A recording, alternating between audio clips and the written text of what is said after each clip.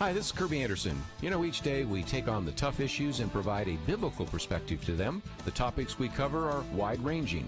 Apologetics, theology, prophecy, creation and evolution, intelligent design, marriage, family, child-rearing, the millennial generation, trends in society, politics, economics, business, religious liberty, the Constitution, public policy, foreign policy, military policy, tensions in the Middle East, abortion, homosexuality, pornography, sexual ethics, media, technology, history, and America's godly heritage. We talk about anything that affects your faith, your family, or your freedom. So don't go anywhere, because Point of View starts right now.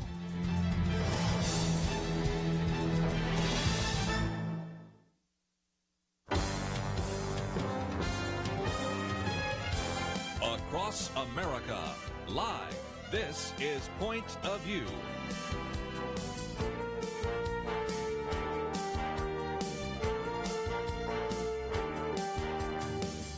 And now, Kerby Anderson. Thank you for joining us today here on the Thursday broadcast of Point of View. This hour we're going to get into a variety of different topics. We had a whistleblower testify before the House today, and we'll talk about what he has said, and that, of course, leads naturally and almost directly into some of the conversation taking place right now about re-entering the economy and trying to move to something that maybe isn't going to be normal, but the so-called new normal. And I might just, as a program note, mention that we're going to get into that a little bit more in the next hour as well with our guest, Raymond Harris. So we'll talk about some of that then. And then we'll get into just a couple of other thoughts about the actions being taken right now, which are really unprecedented by the judge that was supposed to simply agree with the Justice Department that we will not prosecute Michael Flynn and just simply leave that alone. There are some people trying to gauge whether or not the actions by Judge Emmett Sullivan are an attempt to embarrass the judicial department, whether it's an attempt to actually put Michael Flynn in jail, then force President Donald Trump to pardon him. Some have suggested maybe the goal there is to keep this festering until after November with the hope that Joe Biden becomes the next president and that Justice Department decides to prosecute Michael Flynn. I don't know, but we'll see where that goes. So we'll get into that. Alan Dershowitz has weighed in on that issue, and the first article we've posted here by Ben Shapiro, how the Obama administration shattered the rule of law, will then also lead into the next topic, and that is what at least as president, and a few others have called Obamagate, and we'll get into some of that as well. So there's just a lot to talk about even this hour. As I've already alluded to, we have Raymond Harris with us in studio. Next hour, we'll talk about getting America back to work and maybe talk a little bit about some of his books like The Heart of Business as well as Business by Design. And then we'll have Abdu Murray with us, and he works with Ravi Zacharias. We'll get an update on Ravi Zacharias and talk about his book, Seeing Jesus from the East. So that gives you a little bit of an overview of how we're going to cover the next couple of hours. And if you'd like to join us, I'd love to hear your thoughts, especially as we're getting into this. Do you think that it is too soon to move back into sort of a normal economic set of circumstances? Are you more than ready to do so in light of some of the conversation we just had yesterday and even talked about on Monday? What about this idea of your kids going back to school? Do you think it's a good idea to send kids back to school in August? Are you willing to wait? And so I'd love to get your thoughts. 1-800-351-1212. And you're free to call at any point during this hour. And we'd love to hear from you. Well, let's, if we can, go to the testimony that took place today in front of the House Energy and Commerce Committee. This comes from Dr. Rick Bright.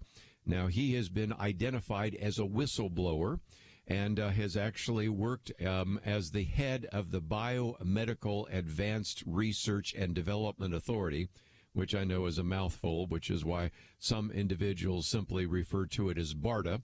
But whatever it might be, he was removed from his post after sounding the alarm. At least the argument is being made because of some of the questions he had at the Department of Health and Human Services. And so his criticism may have been verifiable, may not have been, but more importantly, he testified today, if for no other reason, to I think, on the part of those who are the Democrats running the committee to show that what is being done by the Trump administration is wrong. If I can quote from Dr. Rick Bright, I'll just let you hear what he had to say. He says, "Our window of opportunity is closing if we fail to develop a national coordinated response based in science. I fear the pandemic will get far worse and be prolonged, causing unprecedented illness and fatalities." A little bit later in his prepared testimony, he said, "The undeniable fact is that there will be a resurgence of COVID-19 this fall, greatly compounding the challenge of seasonal influenza and putting an unprecedented strain on our healthcare system." So he is sort of sounding the alarm. His proposals, though, even though he's talking about some great fears that he has, aren't all that different, as far as I can tell, with what has at least been proposed by the Trump administration, and some of which has been implemented. But let's talk about the four things he talked about, and then I'll have some comments about it. The first is to establish a national testing strategy.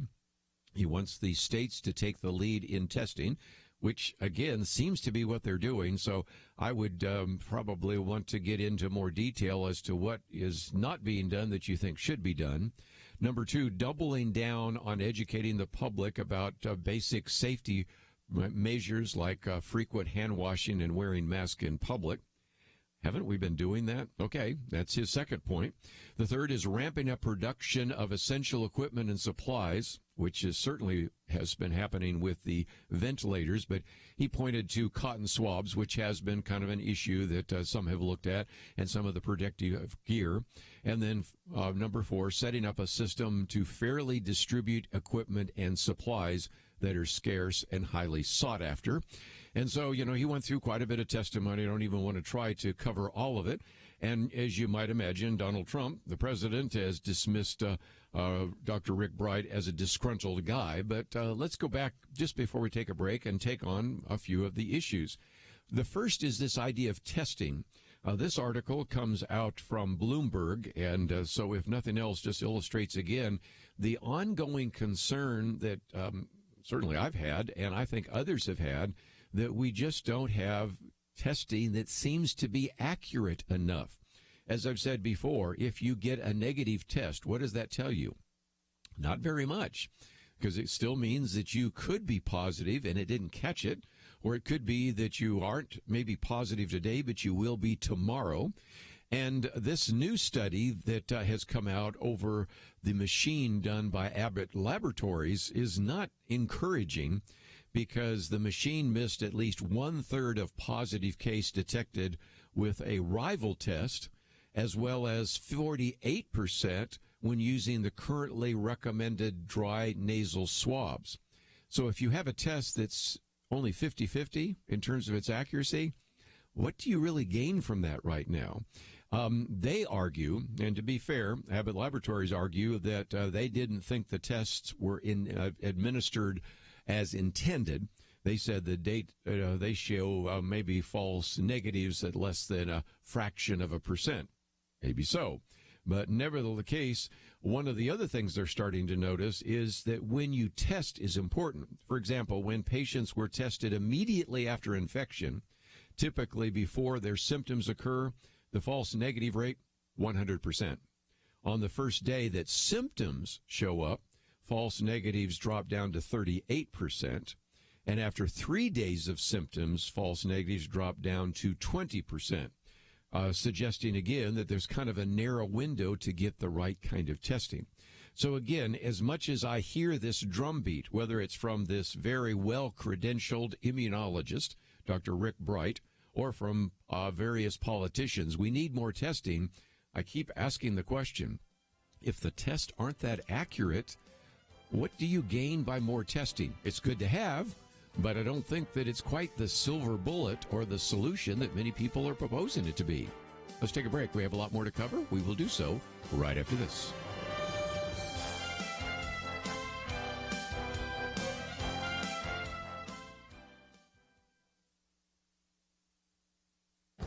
This is Viewpoints with Kerby Anderson.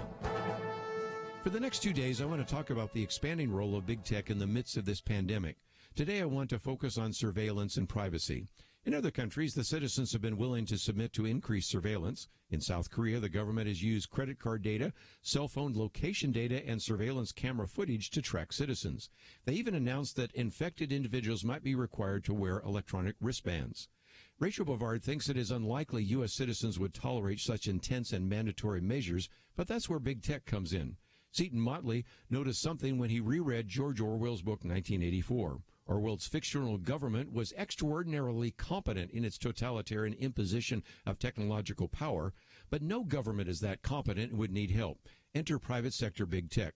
Google has already been sharing aggregate user location data with governments. Cell phone companies have developed tracking apps for their phone. Databases are collecting everything from GPS location data to medical data, and government bureaucrats and medical personnel have even talked about creating immunity passports.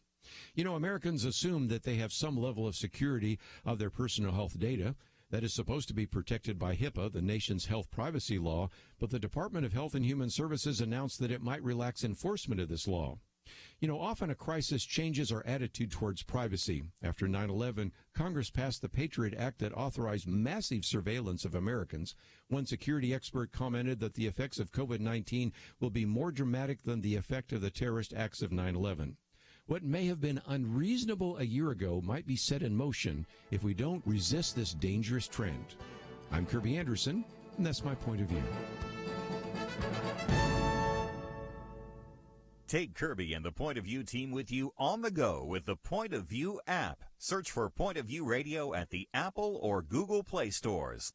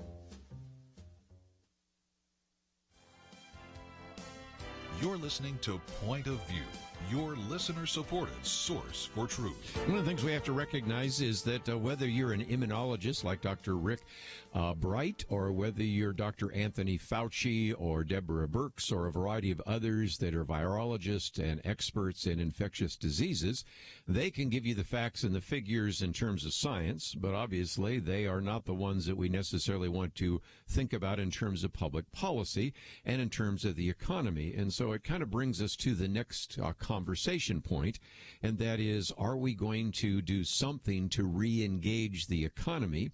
The latest numbers that I have in front of me here are that with a total of 2.9 million new claims for unemployment insurance, we now have, the best estimates are 36.5 million people that are unemployed, which is by far the largest loss in the history of this country.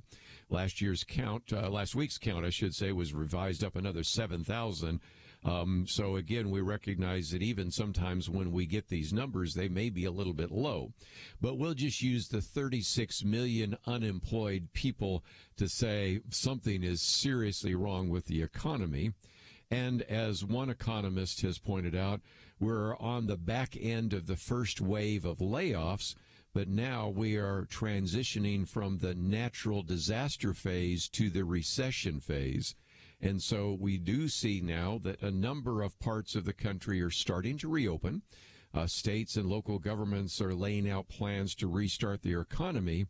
But at the same time, you got factories that are well below their capacity. And there's, as we just pointed out, fears of a second round of COVID-19 infections, which probably are going to cause a number of people to wonder whether they want to go back to work. So I thought for just a minute, as kind of a preview to some of the things we're going to be talking about with Raymond Harris, just give you an idea of how to think this through. We're probably going to do future interviews on this, so don't feel like this is a one-off. But interestingly enough, there is a commission that has been put together by our friends at the Heritage Foundation. And Paul Winfrey and Charmaine Yost, by the way, Dr. Charmaine Yost has been on the program with us many times over the years, have put together 179 recommendations. No, I'm not going to read 179, but I will read a few just to give you an idea of what they recommend. Then I'm going to look at some others' recommendations and some other people that are very fearful of this. There's a time when, I'll just be honest with you, one of the things that Marlon Mattis used to say, he was the founder of Point of View and, of course, was the first host for many years. He lots of times would say, I'm going to be honest with you. And I need to just say, I'm going to be honest with you. Sometimes I don't even know who to believe because I, on the one hand, see people saying this and other people saying that. And it's like, okay, how do you sort all of this out? I've tried to help you sort out a little bit of some of this, but it is difficult given the fact that even the experts sometimes disagree with one another, and those who are making policy are going to have to make their best judgments based upon the fact that sometimes you have conflicting testimony. But let's look at, first of all, what the Heritage Foundation has said. And there's about 12 points. I'll go through them fairly quickly. Number one, allow businesses in counties with low incidence of COVID-19 to reopen. That makes sense. As I've pointed out, for most of you listening right now are in the state of Texas, although some of you listen in other states as well. The last number I looked at still showed that about half of the counties in the state of Texas do not have either any COVID-19 infections or very, very few. Even outside the Dallas-Fort Worth Metroplex, where we are broadcasting right now, I can point to counties that have never had a COVID-19 death, which is very different, of course, than Dallas County, which is where we're broadcasting from right now. So where you don't have a significant hot spot, maybe you just thinking nationwide, it's not in New York, it's not in Connecticut, it's not in Illinois, it's maybe not even in California, although, again, even California, which is described as a hot spot, doesn't seem to be quite so much as you might imagine, given the fact that it's the most populous state in the union. So that makes sense. Number two, stay-at-home orders sparingly and only when necessary. Again, recognizing that you want to do that where you have infection hotspots. Number three, this is new, establish a national portal with accessible data on the spread of coronavirus as well as the modeling used to support decisions made by governments at all levels. A lot of what we are using right now is the numbers, which, again, go back and three cheers for Johns Hopkins University for putting that together and some of the others, but that makes some sense. Number four, allow all medical offices to reopen. We closed a lot of those down because we were convinced that there would be a rush on resources, and so as a result, a lot of these medical offices have been closed because they have not been allowed to do elective surgery. That requirement, I think, seems to be unnecessary, maybe in the state of Texas, but maybe because they're writing this for the entire nation is appropriate for some other states. Number five, review all regulations that have been waived or modified in response to COVID-19 and consider permanent changes. A couple of those regulations actually prevented us from doing good testing in the beginning. Makes sense. Number six, expand liability protections. Oh, that is a commentary I have coming out next week with a safe harbor for businesses. Why would a business open up if indeed there is all the possibility that then if an employee gets the virus or a customer gets a virus, they would get sued? And you can see that we have to think about something there, that if indeed the businesses and workers were following guidelines from the CDC, then, and they did that in good faith to protect them from what could be a frivolous lawsuit. As I said before, I don't think those lawsuits will be winnable. The lawsuit that everybody's looking at right now is with, was it Walmart in Chicago, of this individual that died, and it's unfortunate that he did. But again, how you can even prove in court that he got the virus in the Walmart and not when he was going to or from Walmart or at home or anything else? And I think it's going to be difficult to maybe prove that, but the problem is this. A lot of these businesses, especially that they're now very economically strapped, if you just even file a lawsuit, they, in order to just even defend themselves, it might drive them into bankruptcy. So it isn't that these lawsuits in many cases would be winnable, although some will, because there's probably some great examples of malfeasance and malpractice and a disregard for basic guidelines. So those certainly should go forward. But for a lot of these others that have done all they could and tried to be as healthful as possible, nevertheless, even a lawsuit's enough to drive them out of business. Number 8, reduce small business tax liability with a physical presence standard. That one's kind of technical, so I'm going to jump over to the next one. Make legislative and regulatory changes to expand access to capital for small businesses. Of course, we've seen some of that already. Number 10, incentivize research and development, infrastructure investments, and a variety of things that are, again, taxes, which I'll set aside. And we might talk about that next week. I think we have Jerry Tuma in there, so we'll talk about what you could do in terms of the tax code then. The last couple, honor and enforce contractual insurance obligations. Because the virus has caused extensive property damage and there's a lot of been business interruption, and yet most of the insurance policies don't cover this. So that's something they're recommending.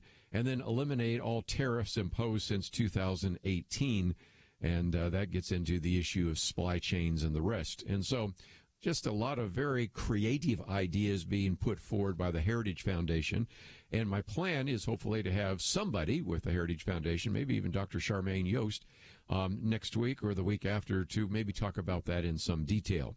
But going ahead, we also see, interestingly enough, that what we have right now are individuals coming up with other ideas. And Casey Maddox, writing for the Detroit News, actually had some similar ideas. One was to invite the public into the process, arguing that we need transparency, but we also need to have community leaders sometimes help making those decisions. Reassess what we're doing. Orders restricting, Casey says, civil liberties should be time limited and not continue indefinitely. Keep focused and make sure that limits on civil liberties should be as narrow as possible. Number 4, to allow for modifications rather than imposing, Casey says, in blanket bans. Officials should be proactively seeking ways to facilitate the exercise of free amendment and First Amendment freedoms with normal exercise. And then finally, ensure equal application. And that one we'll probably spend some time talking about tomorrow with Kelly Shackelford. You can't tell me that it's fine for people in a grocery store or a liquor store to walk past each other, but it's not appropriate for somebody to walk past someone else in a church. So, again, these arguments are going to be some things we'll probably get into tomorrow in terms of religious liberty. But after the break, I want to talk about 4 reasons why the state plans to open up may backfire, because this is looking at it from the other point of view, saying that in some respects, we may be putting people in greater danger. So I want to give you both sides, and when we come back, we'll look at that particular argument right after this.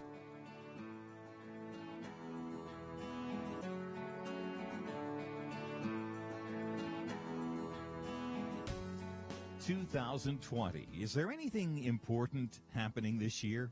Oh, not unless you consider major disputes in various Christian denominations, international tensions over a flu epidemic, economic uncertainties, and a presidential election important.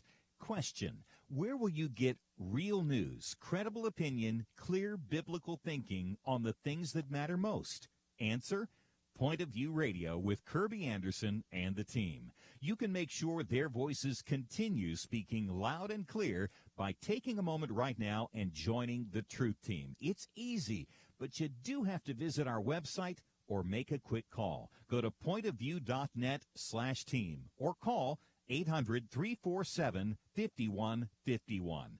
You have the power to make a difference. Joining the Truth Team can help ensure that millions of people will get a different opinion from the major purveyors of fake news. We don't get big advertising dollars like the networks or tax money like PBS. We depend on you. Pointofview.net/team and 800-347-5151. Point of View will continue after this.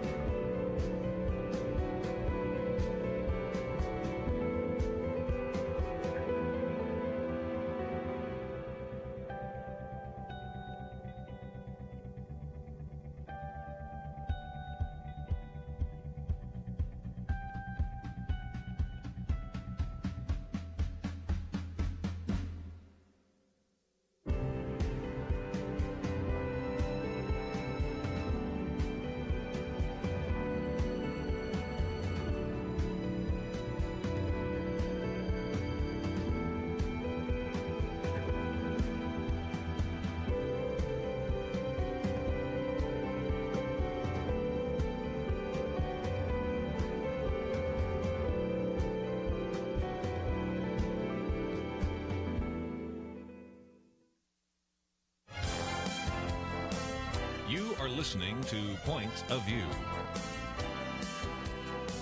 The opinions expressed on Point of View do not necessarily reflect the views of the management or staff of this station. And now, here again, is Kerby Anderson.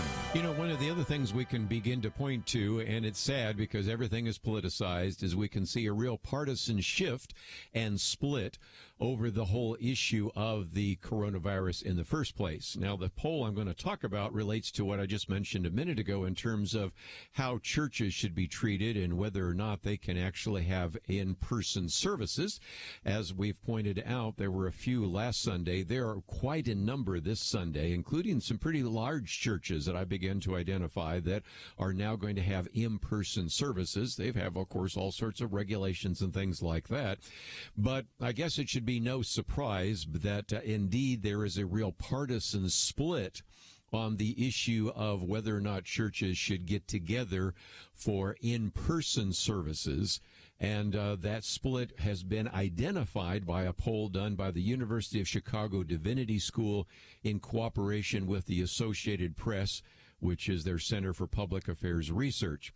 Let me get you the top end number, and then we'll get into the details. The poll found that Republicans are more likely than Democrats to say prohibiting in-person services during the coronavirus outbreak violates religious freedom. So, as we oftentimes have talked about with Kelly Shackelford, who will be in studio with us tomorrow, if you already tend to think that meeting together in church is important, Republicans tend to be more churchgoers than Democrats generally. If you also tend to believe the president, whereas Republicans might be more inclined to, Democrats would tend to disbelieve the president, you can understand that split just in terms of religious freedom.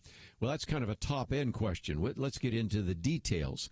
A majority of Democrats, that would be 58%, say they think in-person religious services should not be allowed at all during the pandemic. So you can see that as churches are starting to open up, you have a majority of Democrats, 58%. That's a pretty significant number. It's almost 6 out of 10 say that they believe that these in-person services should not be allowed at all. Whereas only 34%, about a third of Republicans say the same. Let's take another one. Let's talk about, okay, well, what about restrictions without restrictions? Okay, among Republicans, most of the remainder think that they should be allowed with restrictions. So if you take 34% and then add to that, okay, well, with some restrictions, then you're up to basically 82%, or more than 8 in 10 Republicans say that either no restrictions or very small restrictions. We think that's a good idea. So that, I think, shows that, again, among Democrats, just 5% favor unrestricted in-person worship, and then another 38% with restrictions. So you see a remarkable divide between Republicans and Democrats. I guess we could dig into the survey and see how many were Christians and non-Christians and what part of the country and all that. But nevertheless, that survey, I think, illustrates again the reaction to the whole idea of in-person religious services, which will be taking place in a number of churches this Sunday. Some have already taken place. And it brings me to my other side of the coin. We were just joking at the break here. Okay, there's at least two sides to a coin, but at least try to get the other side of that out. And this one has been quoted a little bit, so it seemed like one of the best ones to use comes from Vox. Brian Resnick and others obviously are very concerned about opening up what we are doing in the various states, and gives 4 good reasons for that, but even points out that now you not only have people going to bars where people are just packed together, kind of shoulder to shoulder, but he points out that Missouri has allowed concerts to resume. And that's, again, where if you've ever been to a concert, and I've got a couple of people across the glass here that have been to those concerts, you know how close together you are, not only packing sometimes shoulder to shoulder, but breathing the same air even if you're in one that isn't where you're standing and you're sitting, you're still just as close. There's no social distancing usually in your typical concert. So he points that out. But here are his 4 points, and I'm going to move on to some other issues. And that is, first of all, his argument is America still at the peak of its epidemic. Cases have at best plateaued. And the point he's pointed out is that when you look at the nation as a whole, you can see that some are decreasing, and that tends to be in the hardest hit areas. That would be New York, New Jersey, and Connecticut. And I'm looking at some of those numbers right now. And then you see some that say they're going down. Just a minute ago, we were talking about off the break that, you can go to Georgia and Florida, and you can find some places where the numbers seem to be going down, unless you go to the hot spots like Atlanta, or you go to Tallahassee or Miami or whatever. And so, again, it just illustrates my point, which is, even within a state, there is just a remarkable amount of diversity that you have to take into account. And the argument being made now, and this comes from an epidemiologist who works in a very important area of research, and Dr. Murray, I forget where she is right now. But anyway, talks about easing restrictions during a plateau means releasing people into an environment where there are more people around with infection than ever before.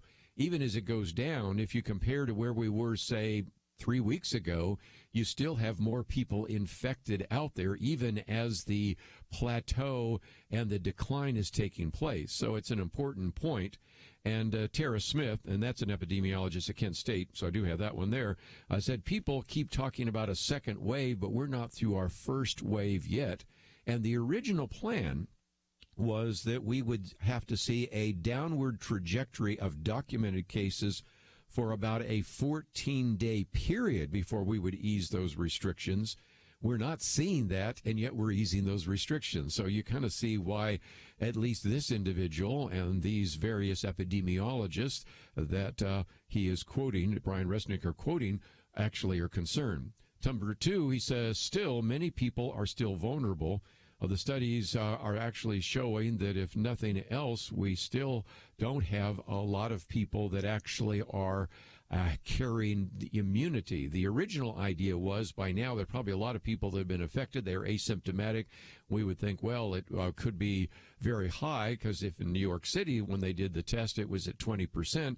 Most of the other tests, which I've talked about here before, are single digits. None of them are even 10%. And if you want to get to that idea of herd immunity, hate that term, but that's the one they use, that's got to be at least 60%. And when we're in single digits, we're not there. Number three, the biology of this virus makes it formidable.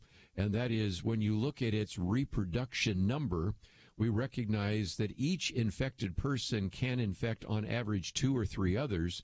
That's basically a recipe for exponential growth. And so one other epidemiologist quoted here said if this were left to its own devices, given its nature and given how efficiently it transmits person to person, we would expect 50 to 70% of the world to be infected given to its own devices. Now, of course, it has not been left to its own devices. We have had a very significant lockdown up until now. And then, of course, the last point is that there aren't enough plans in place to stop the spread and to learn from the reopenings. It does seem very clear that in confined indoor spaces with lots of people, it'd be like meat packing plants, dormitories, nursing homes, office buildings, homeless shelters, the virus thrives. And so as a result, that is another real concern. So those are some people that are sounding the alarm, not the least of which, of course, was the testimony in front of the House today by Dr. Bright. Let's, if we can, get to one other issue other than the pandemic, and that is a lot of people, and I'm sure Kelly Shackelford is going to have a lot to say about this, are upset about the decision by the judge, Emmett Sullivan, to not accept the decision by the judicial actions and by the Attorney General not to prosecute Michael Flynn. That is usually something that you assume that if the prosecution and the defense agree, the judge has no place. And that's the argument being made by Alan Dershowitz. He said federal judges are umpires deciding matters about which litigants disagree. If the litigants come to an agreement, there's no controversy, the case is over. And he says, unfortunately, many judges are not happy being umpires. They want to be the commissioner of baseball. And he says it's against this constitutional background that we should evaluate Judge Emmett Sullivan's Tuesday order inviting a friend to the court brief, advising him as to whether to accept the prosecution's motion to dismiss. And so the point he's making is that once prosecutors have agreed with the defendant that the case should be dropped, the court basically loses all of its constitutional authority to do anything other than just to end the case. But in this particular case, the decision by Judge Emmett Sullivan wants to keep this going for one reason or another. And so the conclusion by Alan Dershowitz is Judge Sullivan should get back to the business of deciding actual controversies and get out of the business of producing political shows. So I'm sure we'll have more to say about that tomorrow. And that will bring us after the break to the piece we've posted today by Ben Shapiro, how the Obama administration shattered the rule of law. All that coming up right after this.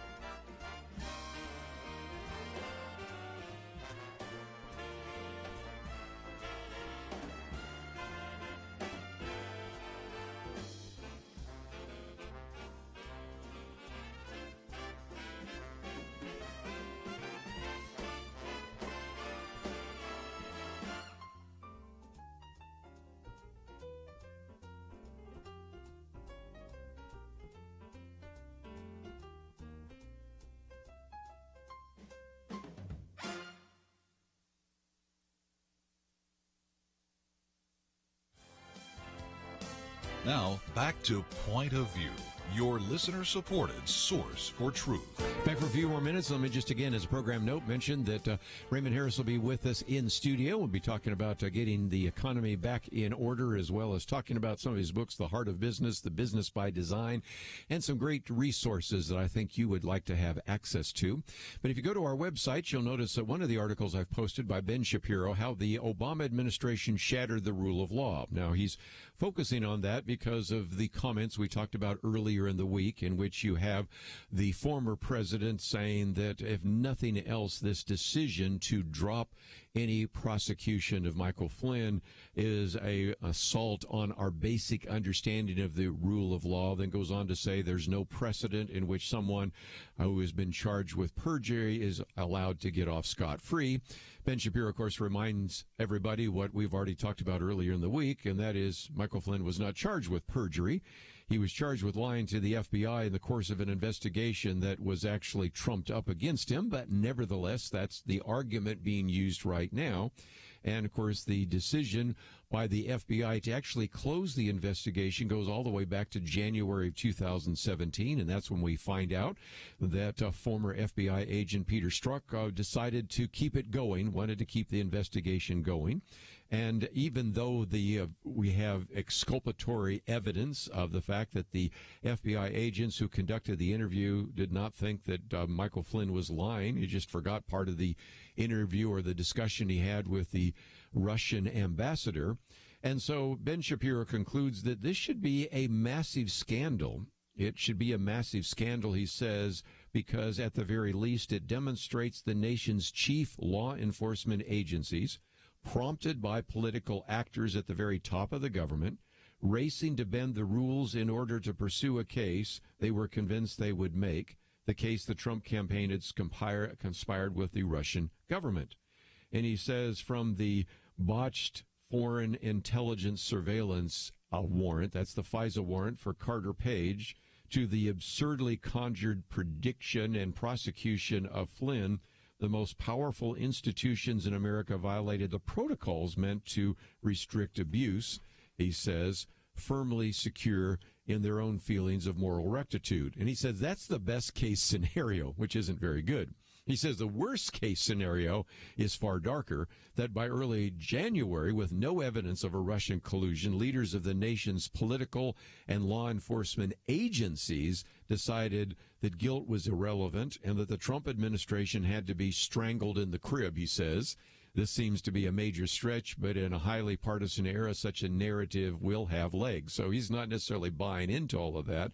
But nevertheless, he's saying that our basic understanding of the rule of law is at risk, he says, not because Bill Barr, the Attorney General, stepped in to prevent an unjust prosecution, but because our institutions under the Obama administration were politicized in ways that should shock the American conscience. And so, of course, how has so many people responded to that? Well, they've said that it's a conspiracy theory.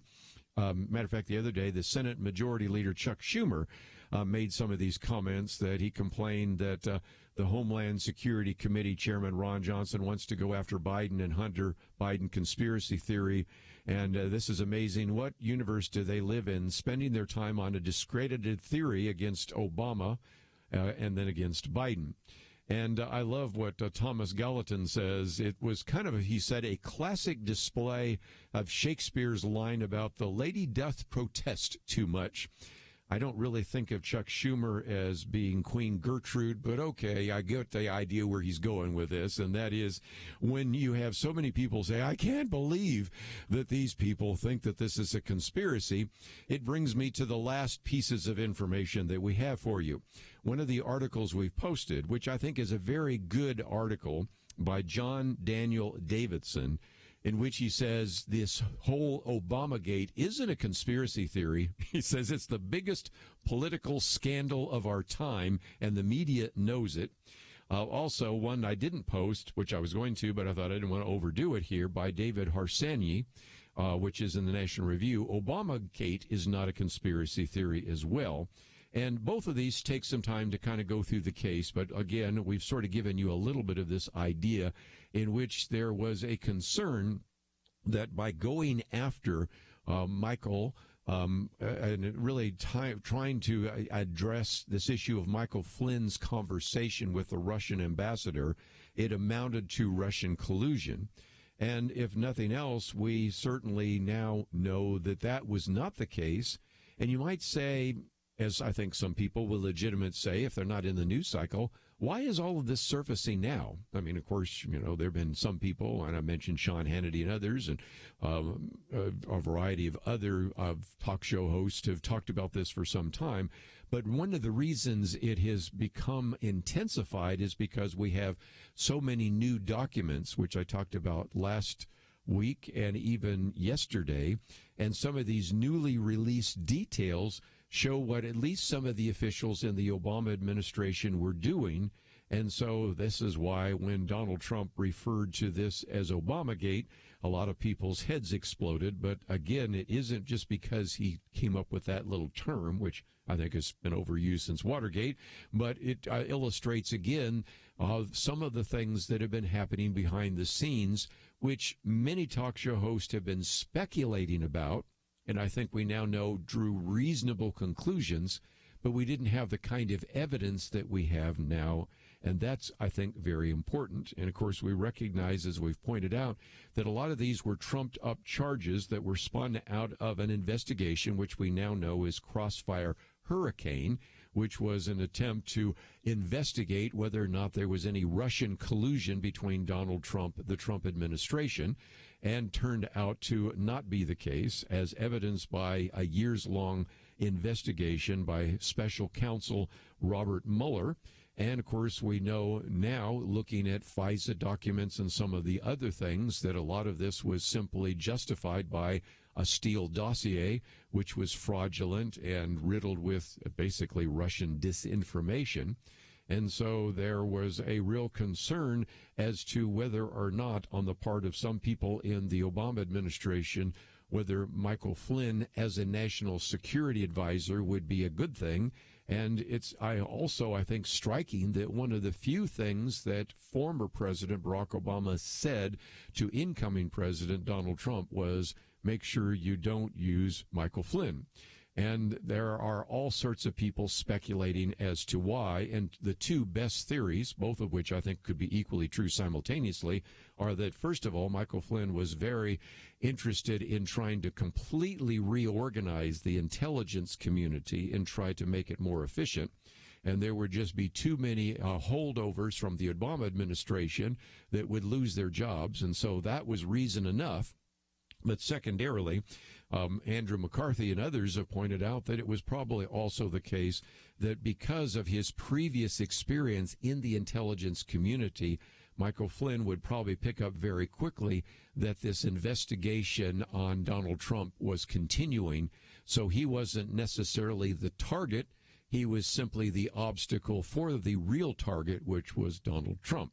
And so we will find out a lot more about this in the future. But if nothing else, I thought it was striking that after going through this article for a couple of pages in the document known as The Federalist, at the end, John Daniel Davidson says, however convoluted all this might seem, we need to pay attention to it because he thinks it's the biggest political scandal of our time. And given the fact that we've had everything from Watergate to Iran-Contra, that's quite a statement to be made. And if nothing else, it's why you're starting to see more and more of these articles surfacing saying Obamacare and Obamagate, I should say, is not a conspiracy theory. It may be one of the biggest scandals we've ever seen. And now that we have documents, we'll see how that plays out in the next couple of weeks and months. We'll be back right after this.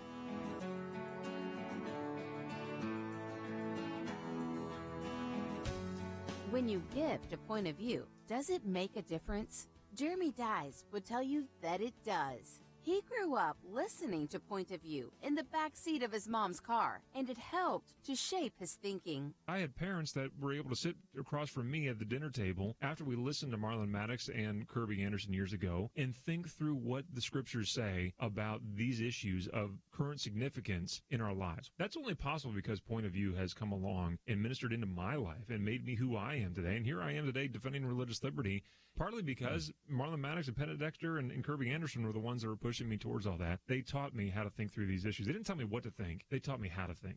Each gift you give will change lives. Not every Point of View listener will become a Jeremy, but if they listen for very long, they will be changed. And that will change how they impact and affect the lives of the people around them. So make that decision to change a life today.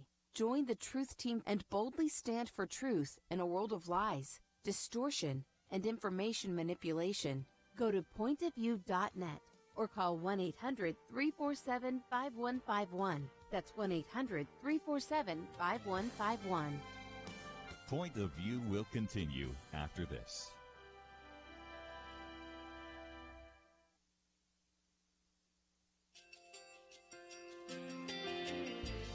I just want to thank you so much for all the wonderful programming you have. You're just absolutely fantastic. I recently started listening to Point of View, and I really found it interesting because of the different subjects you cover. Thank you for that. I really appreciate everything that you do in keeping us informed. Thank you, Kerby, for everything that you have been doing. I appreciate all the work that you're doing, advocating for the Word of God. Thank you so much.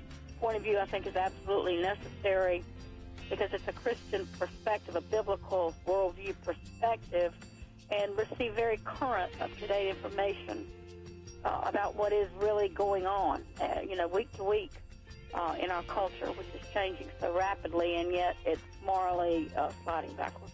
Yeah, I'm just, first of all, I thank you guys. Y'all's program is wonderful, and enjoy it every day. I learn so much every time I listen to it. Point of View Radio Talk Show.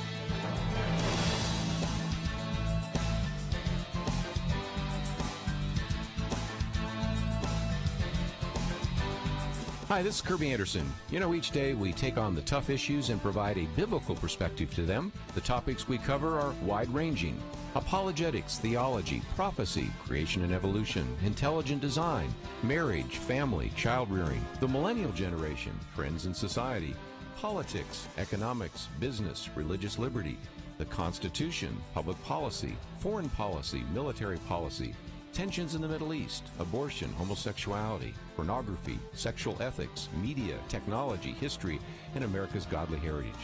We talk about anything that affects your faith, your family, or your freedom. So don't go anywhere, because Point of View starts right now.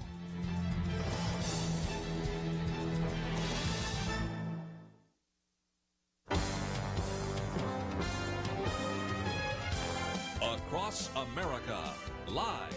This is Point of View.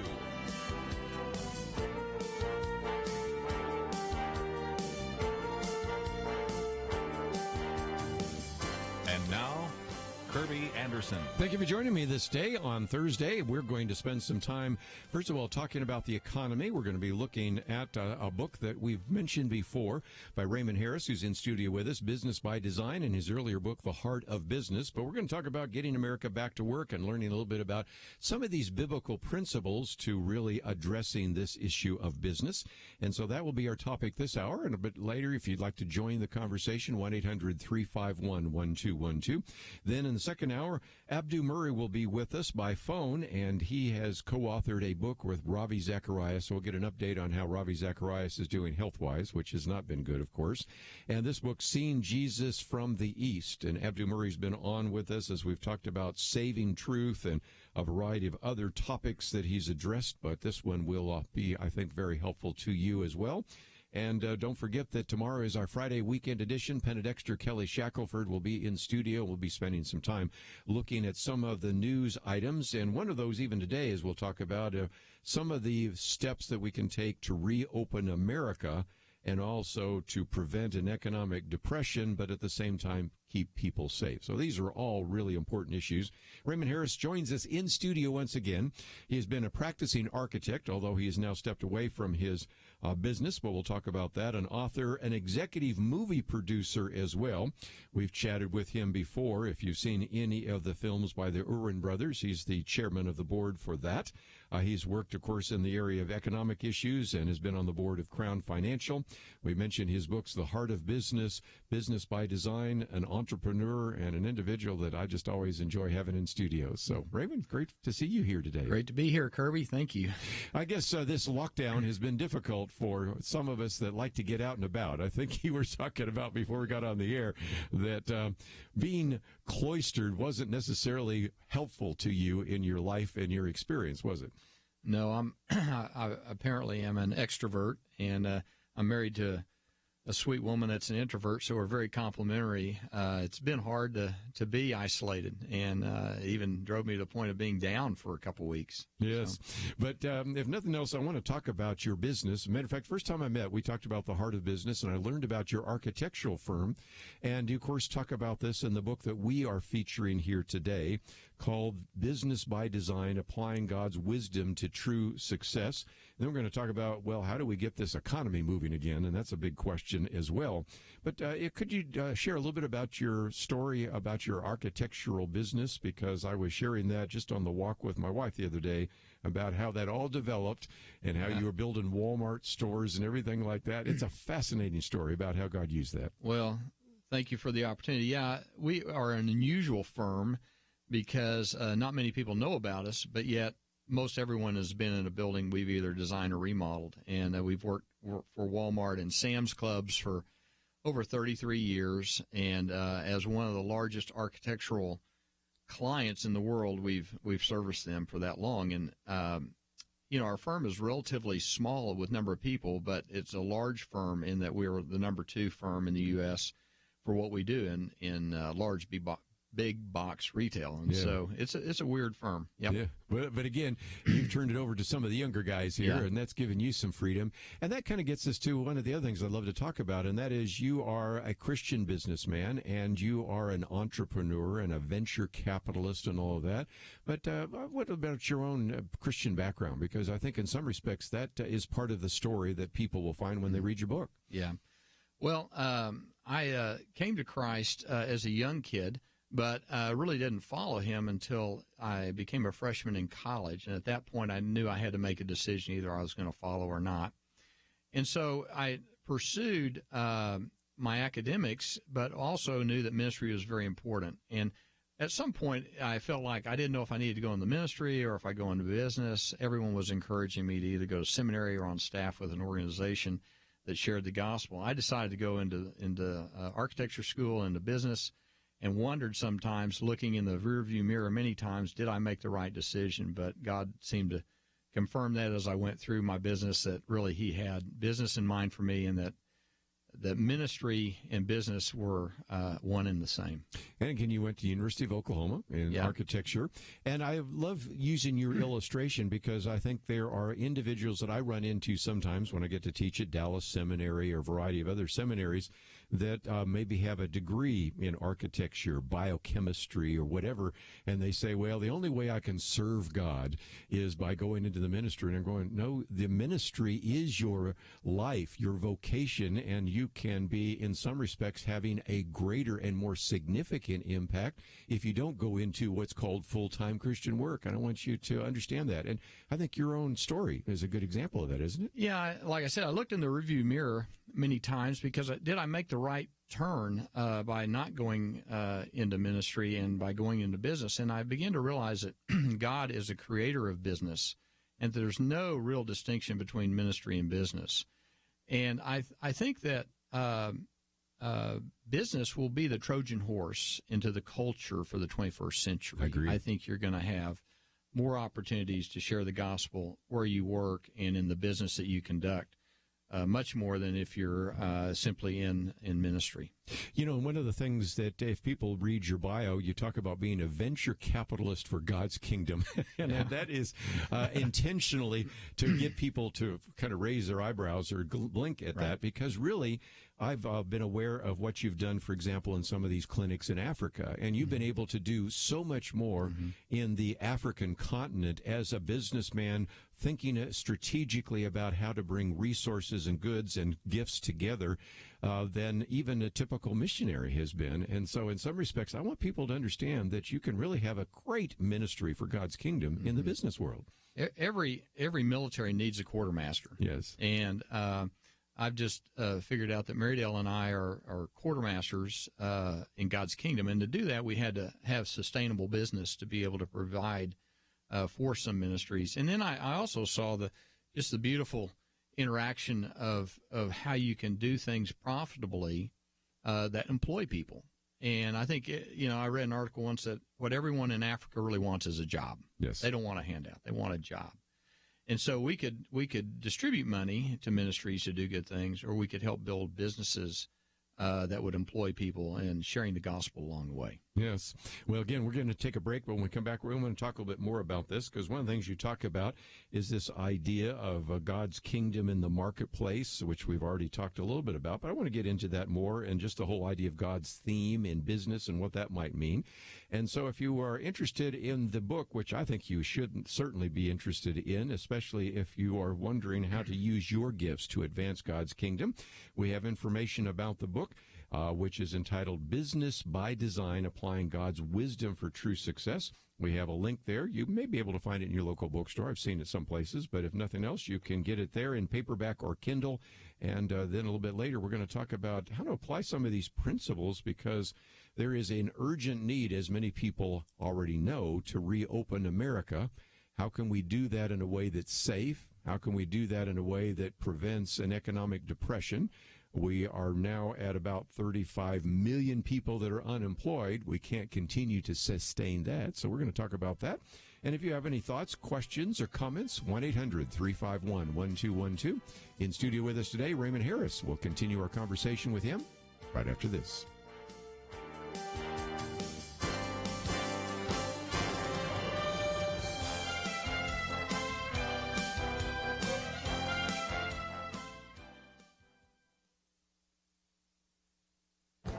This is Viewpoints with Kerby Anderson. For the next 2 days, I want to talk about the expanding role of big tech in the midst of this pandemic. Today, I want to focus on surveillance and privacy. In other countries, the citizens have been willing to submit to increased surveillance. In South Korea, the government has used credit card data, cell phone location data, and surveillance camera footage to track citizens. They even announced that infected individuals might be required to wear electronic wristbands. Rachel Bovard thinks it is unlikely U.S. citizens would tolerate such intense and mandatory measures, but that's where big tech comes in. Seton Motley noticed something when he reread George Orwell's book 1984. Orwell's fictional government was extraordinarily competent in its totalitarian imposition of technological power, but no government is that competent and would need help. Enter private sector big tech.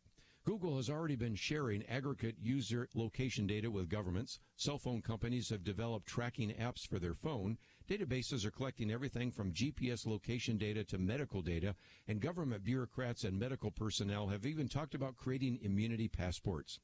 You know, Americans assume that they have some level of security of their personal health data. That is supposed to be protected by HIPAA, the nation's health privacy law, but the Department of Health and Human Services announced that it might relax enforcement of this law. You know, often a crisis changes our attitude towards privacy. After 9/11, Congress passed the Patriot Act that authorized massive surveillance of Americans. One security expert commented that the effects of COVID-19 will be more dramatic than the effect of the terrorist acts of 9/11. What may have been unreasonable a year ago might be set in motion if we don't resist this dangerous trend. I'm Kerby Anderson, and that's my point of view. Take Kerby and the Point of View team with you on the go with the Point of View app. Search for Point of View Radio at the Apple or Google Play stores.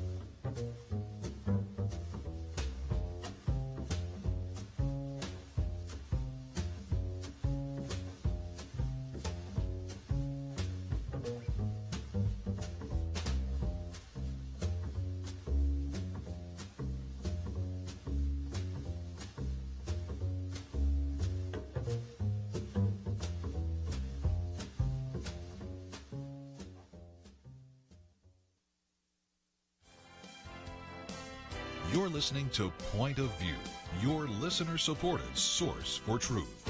Back once again as we are talking with Raymond Harris in studio with us. And if you'd like to join us, 1-800-351-1212. Thought we'd spend just a little bit more time on the book before we get into what we can do to reopen America. But the book is entitled Business by Design, Applying God's Wisdom to True Success. And I think you're going to find it very easy to read because, like a businessman, he makes these short chapters. So even though this is a 200-page book, there's 27 chapters in it. And so in some respects, they're all very good. But one of the things, chapter 3, gets into this idea of God's business theme. Now, again, Raymond Harris, that has got to be something that people go, what? God's business theme? What's that all about? Yeah, as I was trying to take the gospel parables and put them in order, I began to see a theme that came up more and more, and the theme was really the theme of the golden rule, doing what's best for other people. And it's the second commandment that God had given, love the Lord with all your heart, soul, and mind, and love others as you love yourself. And so I kept boiling it down to what is really God trying to do, and I felt like that all business principles sit upon a foundation of the golden rule, or love your neighbor as yourself. And I think that all business sits on top of that foundation. You know, one of the things I love about this book is that it would be helpful not only to people in business, but to pastors. You know, years ago, one of the things we used to do at Probe was we had spiritual fitness in business. It was a little newsletter that we put out there. And one of the articles I remember is that there were people that did a linguistic analysis of a typical conversation in a corporate boardroom. And then they compared it to a linguistic analysis of what you hear in a typical sermon. and there wasn't even like 5% overlap. Mm-hmm. And yet these are theories and ideas that actually have some connection. If I can mention it, you've got chapters here on faithfulness and humility and wisdom and sacrifice and obedience and generosity and forgiveness. Well, those are terms that obviously pastors have used, but they've never thought about how that would apply to business. And I think one of the things that's so helpful about your book is that if you are a typical person in the business world, you hear this wonderful sermon on Sunday, and I sometimes walk out saying, that was a great message. I have not a clue how to apply any of it to Monday morning. And you actually try to make some of those connections with the book. And so that's not just the golden rule, but it's taking a lot of these themes that are showing up in the parables and the Gospels, even in Paul's letters and Peter's letters to the church, and saying, this is how this might flesh out in the business world. Right. You really can't separate sacred. You can't really separate the sacred and the secular world. I think it is all God's world and God's kingdom. And so I think that the parables that Jesus taught apply just as much to business as to ministry, and the characteristics that we develop are cross-culture. I don't say this is a book for business people. This is a book for anyone that actually works. Yes. And I think we all work. So it doesn't matter if you're not for profit or you're in ministry or you're in corporate world. All these principles are for you. And they were written, I tried to make them simple because I'm simple-minded to some degree, and I wanted to make it simple to read, and it's easy to comprehend because it's broken out in a thematic method. And what I love about it is that when you have in some of these books for further reading, then they'll have some other book. But you're for further reading are all these verses in the scriptures. Yeah, I didn't quote anybody or refer to anyone else. I just referred to what Jesus said. That's good enough. So it's really good material. And again, 27 pages. Let me take a few more things and we'll get into, of course, one of the topics we'll get into, and that is getting America back to work. But you also talk about this design for business. How does that fit into it? Because, again, that is the title of the book, Business by Design. So how does design fit? Well, it's my belief that God is the author of business and everything. And I think God's ultimate design for business is for business to be an economic engine to generate profits. If we don't generate profits, we can't stay in business. It's pretty simple. But I think the ultimate design for business within God's economy is to become an economic engine that funnels down profits to those that are in need. And as I tried to analyze why am I actually in business, I came up with the idea, well, I take care of my family. Then I take care of my employment family. In other words, my employees, I take good care of them. Then I take whatever profits left over, and I keep building the engine so that we can remain sustainable and continue to stay in business. Then what do you do with the remaining profit if there's any left? And do you take it home? Do you use it for yourself? And I thought, that's pretty selfish to use all the profit just for yourself. What did Jesus say? And I think he gave us the ability to generate profit so that we could take care of those that can't take care of themselves. And I think the ultimate purpose of God's design for business in his economy is for us to make as much money as practical and possible, take good care of the people around us, and then take care of those that can't take care of themselves. That's very good. But over the time, you've also said, even though I'm an architect, you could just say that's my be-all and end-all. But I know enough about you to know that you got together with these two guys, the Irwin brothers. Yes. And first of all, who would have guessed that a person that is a practicing architect would be an executive movie producer? But that's exactly what you've begun. So tell us that story, because I think in some respects, it's an illustration that even some of the people listening right now are saying, well, I'm just going to have my nose to the grindstone. I'm just going to have a kind of a bird dog point on what my business is, and I'm not going to worry about anything else. And you very quickly said, no, there's some ways in which I can use my gifts to advance the kingdom in places that are very different than architecture, yes, right? Well, thank you for saying that, Kerby. As we began to generate profit in the company, Marydell and I looked for areas to donate. And so we donated money to different organizations, not-for-profits, and ministries. One of the ministries we donated to decided to make some short films to share financial principles among poor people. And we met the Irwin brothers, John and Andy Irwin, in making some short films about 10 years ago. Later on, they said, hey, we would like to kind of parlay our talents into making a full-length motion picture. And so, of course, Mary Dell and I love the Irwin brothers and become friends with them and began to even walk with them in their journey. And so we invested in their first movie, and about 8 years later now, it evolved into 5 movies, and I'm executive producer with them. Now we've tied on to a studio, Lionsgate, and are making major motion pictures now, the latest one being I Still Believe, that came out the week before the pandemic and only in the theaters for a weekend. So sad. Well, that's okay. Yeah. We're making new movies, so we're going to be fine. Yeah. But again, you think about the success of I Can Only Imagine, or the Prayer Closet, the War Room, those kinds of things. I mean, they're just some really great opportunities sometimes to use those films for an advancement. And just before we take a break, though, one of the other questions people have always suggested I might ask, and you talk about it in the book, is what would you have told yourself many years ago? Those of us that are the old guys around the table, if we could talk to our younger self, what would you have said? Well, that's a great question. I heard that not long ago, and I've thought about it.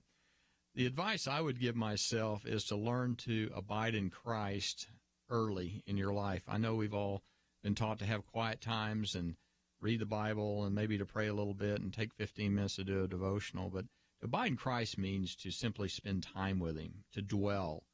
You can't dwell with someone in 15 minutes. You have to abide with them. You have to spend time with them over a long period of time. And so learning to abide with Christ will allow you to get to know and love him, and then you will want to please him. And I think that will be a great aid when the propensity of sin comes along. You can look back and what would Jesus do? What is your relationship with the Lord that you want to please?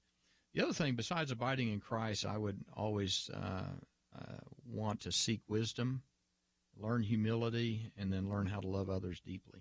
And so those are the things I'd tell myself. That is so good.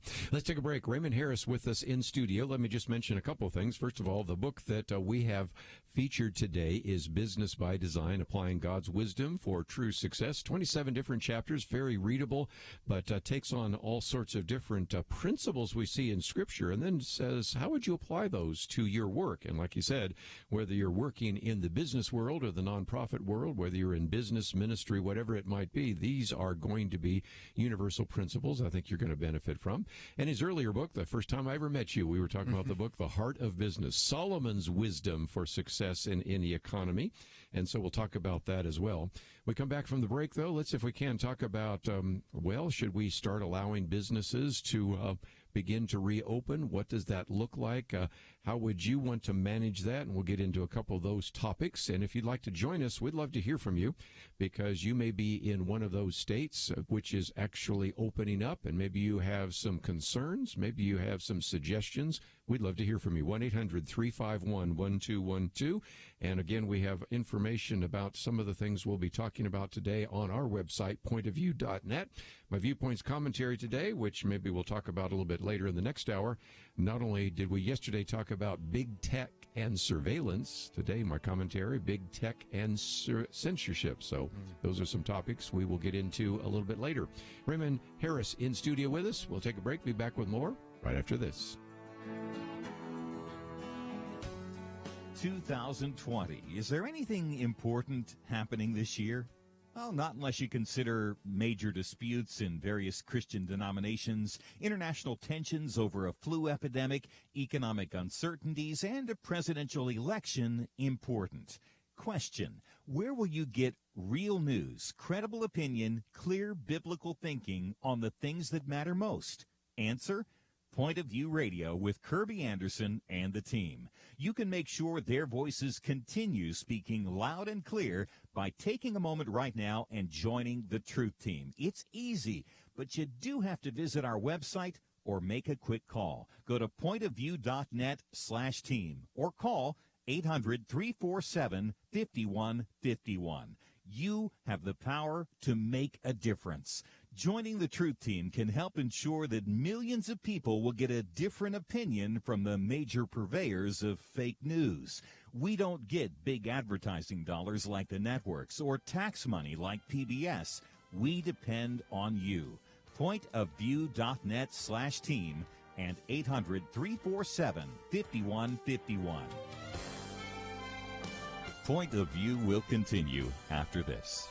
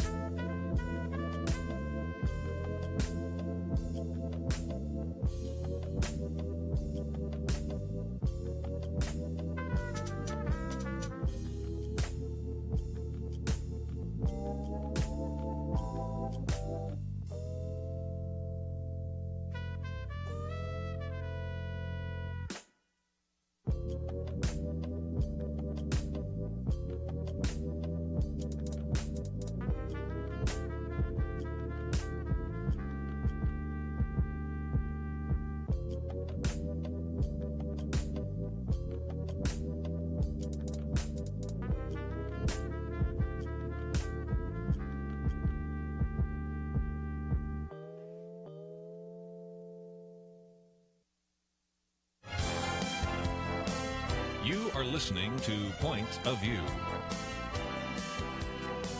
The opinions expressed on Point of View do not necessarily reflect the views of the management or staff of this station. And now, here again is Kerby Anderson. Back in studio with Raymond Harris, and if you'd like to join our conversation, we'd love to hear from you. 1-800-351-1212. One of the things we're going to be talking about over the next couple of weeks is what can be done to reopen America in a safe way and to prevent an economic depression. And some of the things I was just going to maybe toss out as ideas come from the Heritage Foundation. Our good friends at the Heritage Foundation have put together a national Coronavirus Recovery Commission. Now, they have 179 recommendations. We're not going to look at even half of those, not even maybe more than about a tenth of them. But nevertheless, the most recent article that came out with the Daily Signal is written by Paul Winfrey and Charmaine Yost. And Dr. Charmaine Yost has been on the program with us a number of times. Probably we'll get her on in the future. So we'll go into all those. But I just thought, as a business person, I wanted to get Raymond Harris's perspective on that. And one of their first recommendations, Raymond, is that you should allow businesses in counties with a low incidence of COVID-19 to reopen. Because if you look at this, we've had some hot spots. For our listeners right now in New York and New Jersey, they recognize that. But if you take New York, New Jersey, Massachusetts, Illinois, and California, that accounts for really 54% of all the various confirmed cases, 61% of the deaths. And if nothing else, you've got about 80% of the counties in America that have had less than 5 deaths. We're right here in the Dallas-Fort Worth Metroplex. I can go a little bit to the west here, and one of the counties past Tarrant County has 0 deaths in that. And I've oftentimes, as I jokingly said, when they talk about social distancing, they've been practicing social distancing in West Texas and Eastern Oregon and Wyoming for a long time. So it seems to me that if a business is hurting and is in a situation where we really don't have much of the virus, I would think that would make a good deal of sense to open those up in at least those particular counties. What are your thoughts? I totally agree with opening up as much as fast as possible. The reason being is I think the economic impact of not opening will be every bit as devastating. Also, I've thought a lot about it as a business guy, and you really can't control the virus. You can mitigate it, but you cannot control it. You'd have to gown up every day and be isolated to really avoid the virus. So the virus is going to be there, but I think common sense says if it's not a hot spot, I think you should open up businesses and certainly will be shrewd in how you do that. Don't just be blatant and not pay attention.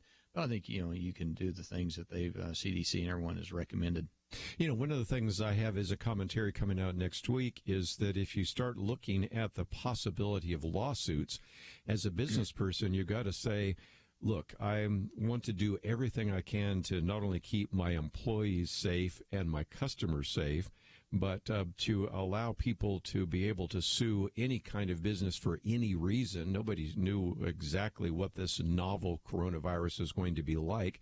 And my argument is, and I want to see what you think, because you probably had to deal with lawsuits a few times as well, is that there's a famous lawsuit right now that is against Walmart because of an individual in a Walmart in Chicago died. And I understand how awful it was that they lost one of their individuals.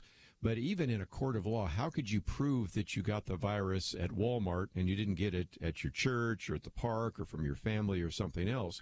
So it isn't that necessarily all these lawsuits will be winnable, but you know as well as I do the nuisance of trying to defend yourself. And if you're a small business and you're already economically strapped right now, just even the threat of a lawsuit, if you can't at least allow some protection for some of these frivolous lawsuits, I think is going to be devastating and cause a lot of them to say, I'm not going to open up because as soon as I do, sooner or later, somebody's going to get the virus and I'm going to get sued.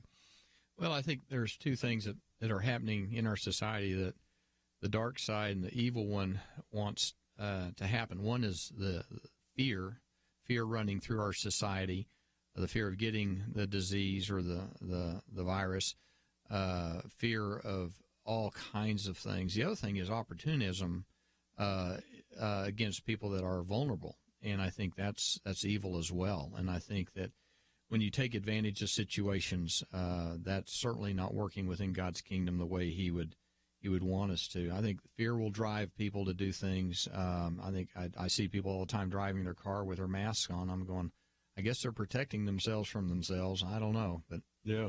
But it is kind of interesting. And in terms of lawsuits, don't I remember from this one where you had a wall fall down or something like that? A roof. It's been a while since I've read that part of the book, although you can see I've got it all marked.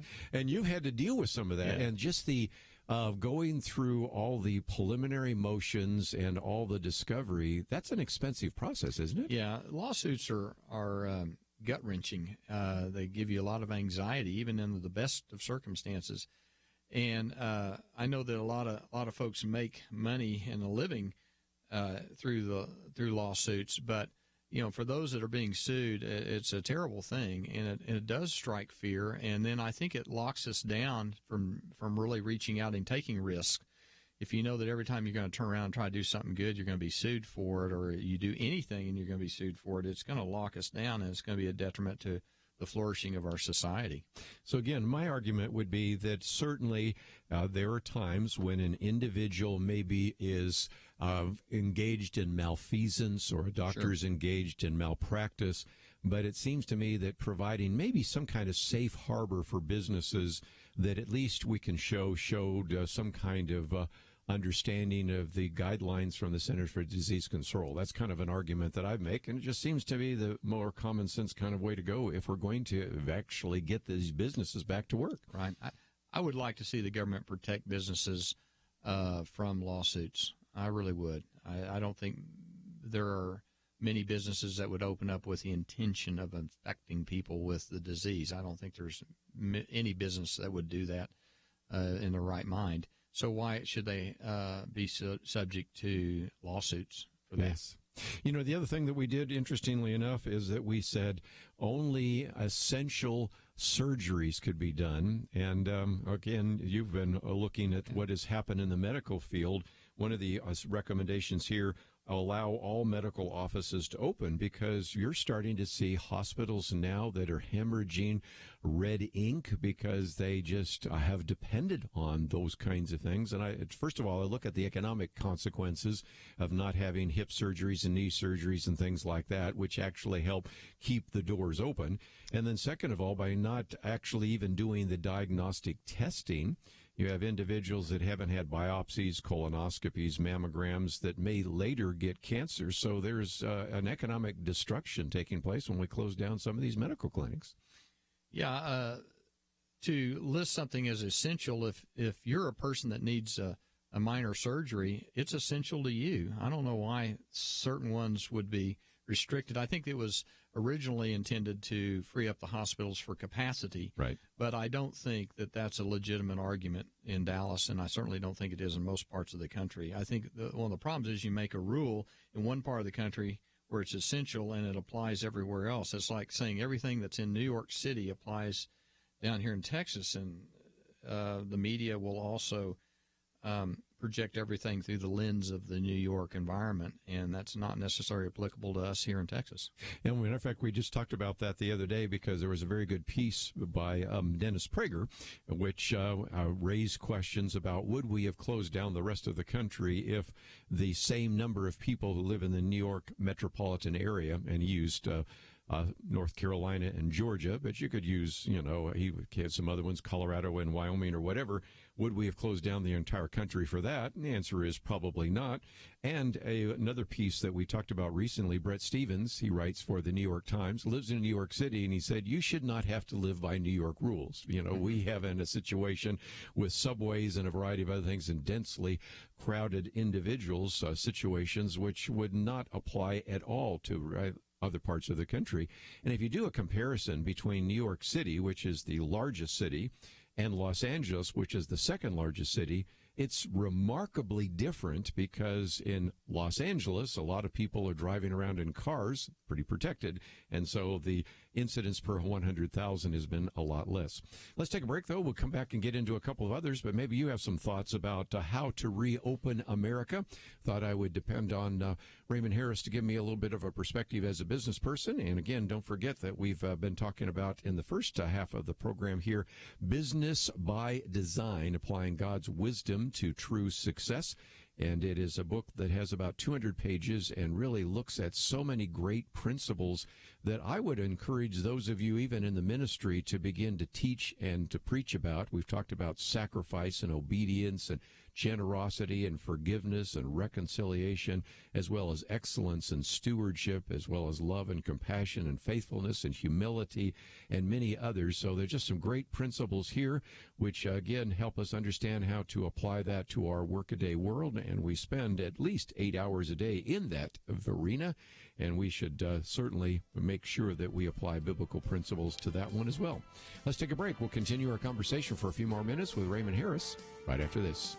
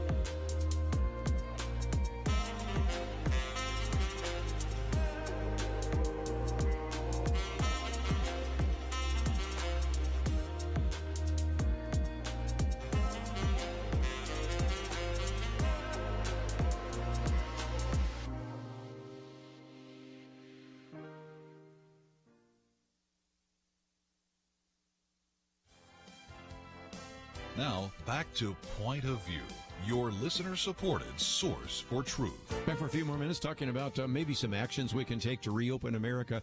Been reading from some of the ones that come from the National Coronavirus Recovery Commission. There's 179. I'm not going to even go through all of those. But I thought just before we wind down here, one of the things that I appreciate about Raymond Harris's book, Business by Design, is how you get people involved. So I was going to jump to another one by Casey Maddox.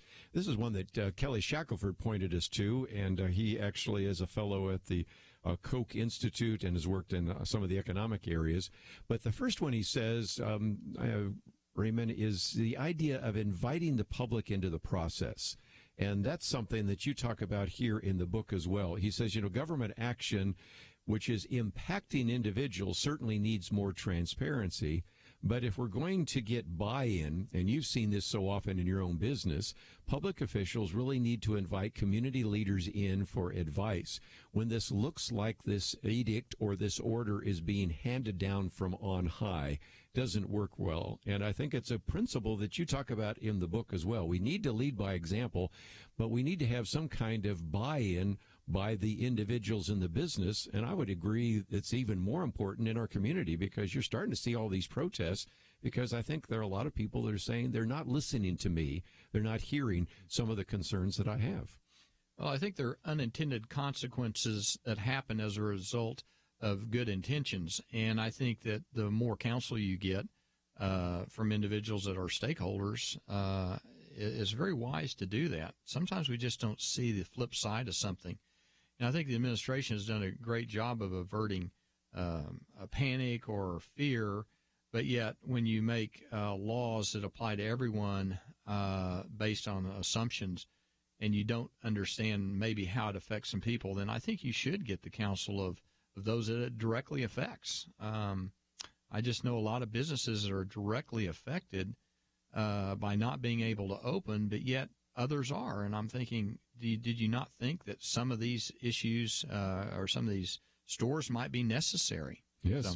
And again, one of the arguments I've always made, and you see this in business, but you also see this here, is Casey's talking about the fact that some of the innovative ideas that we've come up with have come from those individuals. Absolutely. And you know as well as I do that if decisions are made in the boardroom of a company and you never consult some of the people being affected by it, somebody will come in and say, have you ever thought about it? And you go, no, we never talked about that. And so in some respects, whether it's in the business world or this, some of the best and most innovative ideas that have come out have come from the individuals. So it seems to me that government needs to just start being willing to listen to some of the suggestions and ideas being put forth by the citizens right now. Well, I appreciate our governor getting businessmen involved early in the process of Texas. It's been, I think, really helpful to have the commission that he set up with these great guys because they're going to come from look at things from different perspectives that bureaucrats or politicians can't possibly look at all the possible scenarios. One of the other things Casey talks about is reassess, and that is we have some of these orders that are restricting civil liberties. And if nothing else, he says those should be time limited and maybe even limited to as narrow as possible. One of the things we will talk about tomorrow with Kelly Shackelford is that he thought he was going to have a very nice, relaxing Easter. And then it was on Good Friday, he was hearing about governors, and I'll just pick out a couple of ones in Kentucky and Mississippi, that were saying you can't even have a drive-in church service. Yes. Now, I've done a few of those even here in the state of Texas, and it was hard to even imagine how you could say that a church parishioner in their car listening to it on the radio over the loudspeaker with the windows rolled up is a danger, when right across the street at a liquor store or even a Sonic, people are sitting there, and sometimes not all cars with windows rolled up, and they weren't posing a danger. So it seems to me that there's just a real need to make sure that, if nothing else, a kind of an equal application of some of those rules and things of that nature, but also just this whole idea of civil liberties right now. You know, if I told you even 6 months ago that we wouldn't have church services at Easter, Mother's Day, that 30 plus million people were actually unemployed, you'd think I'd lost my mind. And that's exactly what we find ourselves in right now. Well, I think one of the great sins that men commit is the lust of power. And I think that a lot of times when you have opportunities to exercise power over other people, it becomes intoxicating. And I think to some degree the power to control society goes to the heads of those that are in positions of power. And I think restricting churches from meeting, I certainly understand social distancing, but to restrict the ability to worship is real dicey when you come to our guaranteed constitutional rights. So I think there's a real fight between those that want power and those that want to have their rights. Sure. One last one, allow for modifications. I love that one. You know, you've probably learned in the business world that when you come up with some policies, it's not the law of the Medes and the Persians, right? Sometimes you need to have a time limit, maybe change some things. And it seems to me that some of these governors would learn some lessons from the business world as well, because modifications sometimes need to take place. Absolutely. Sometimes you need to shoot from the hip as I would say to my young partners, you just have to survey the field, be a quarterback, and make an audible once in a while. You just have to do that. Yes. You know, an organization or a company becomes institutionalized when they can't do that. And again, one of the last words of a church is we never have ever done it that way before, you know, and that's probably true of business. And sadly, it's probably true of government. Well, anyway, we could go through this long list, and we will be doing that for some time over the next couple of weeks. But I just thought it would be helpful for you to hear a few of those. But just before we run out of time, Raymond Harris, we have a link to your website, which is Business by Design Book. And so let's, if we can, talk about the fact that there is information about the book there.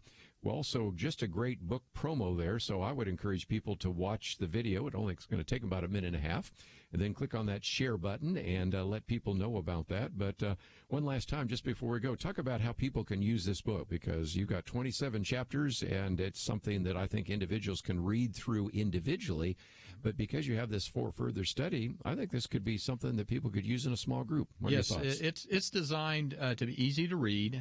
You can look at one chapter a day for a month, or you can read it right before you fall asleep. It won't keep you up that long because it won't take you that long to read it. But the book is designed to be simple to read. My original audience is the younger business and ministry leader, man or woman. It doesn't matter what you're involved in. It will apply, and it was originally intended to help those get started in God's business at an early age. Yes, and I might just commend to a lot of people the previous book, The Heart of Business, Solomon's Wisdom for Success in Any Economy, and then, of course, Business by Design, Applying God's Wisdom to True Success, and we have information about it on the website.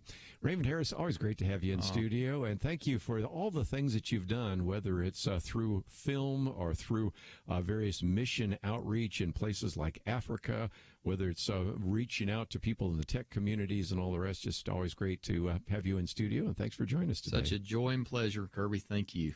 We're going to take a break, and when we come back, we're going to talk with Abdu Murray. He works, of course, with Ravi Zacharias Ministries, and so we'll get an update on Ravi Zacharias, which is not good, as you will probably know. We'll talk more about that in just a minute. Abdu Murray, of course, is an individual that grew up as a Muslim, and so in some respects brings a great insight from that perspective. He also is a scholar in residence of Christian thought and apologetics at the Josh McDowell Institute in Oklahoma Wesleyan University, and is an individual that over these years has traveled with Ravi Zacharias and brings just a lot of theological as well as historical and apologetic background. So we'll spend some time talking with him, and we'll do all of that right after these important messages.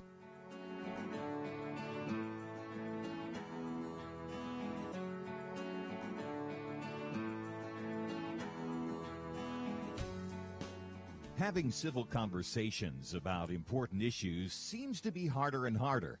Various media outlets tell people what they should believe, why they should be outraged, and getting people to actually think, well, it can be difficult.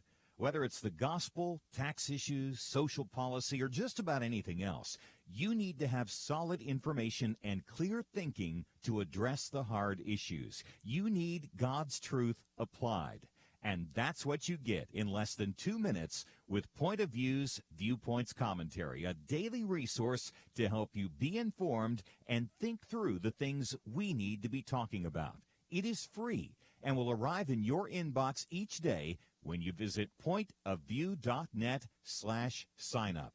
Sometimes we know we should say something, but we're silent because we're not quite sure what to say. Viewpoints Commentary can help you break the silence and change the narrative. It can make you a more equipped agent for truth. Get your free subscription to the Viewpoints Commentary at pointofview.net/signup. Pointofview.net/signup. Point of View will continue after this.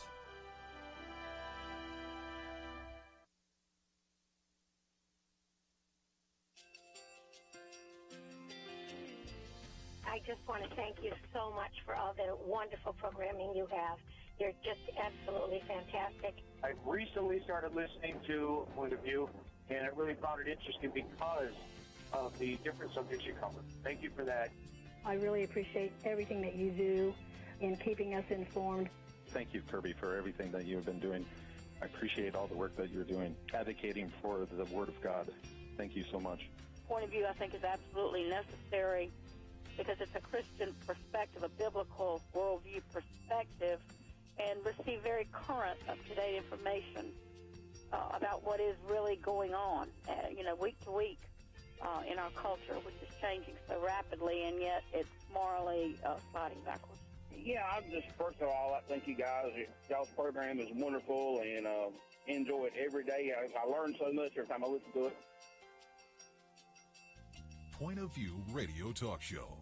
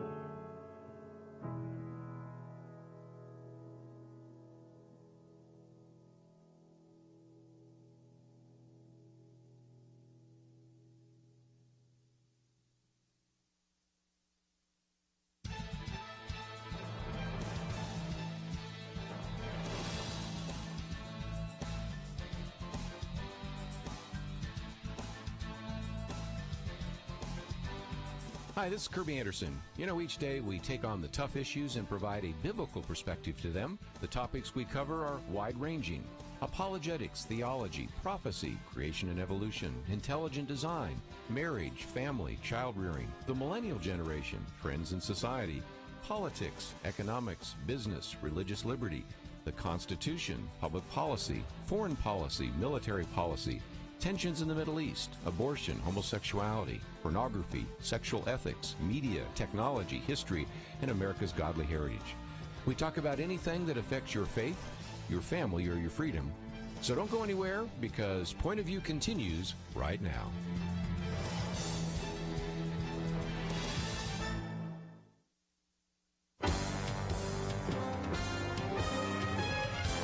Across America, live.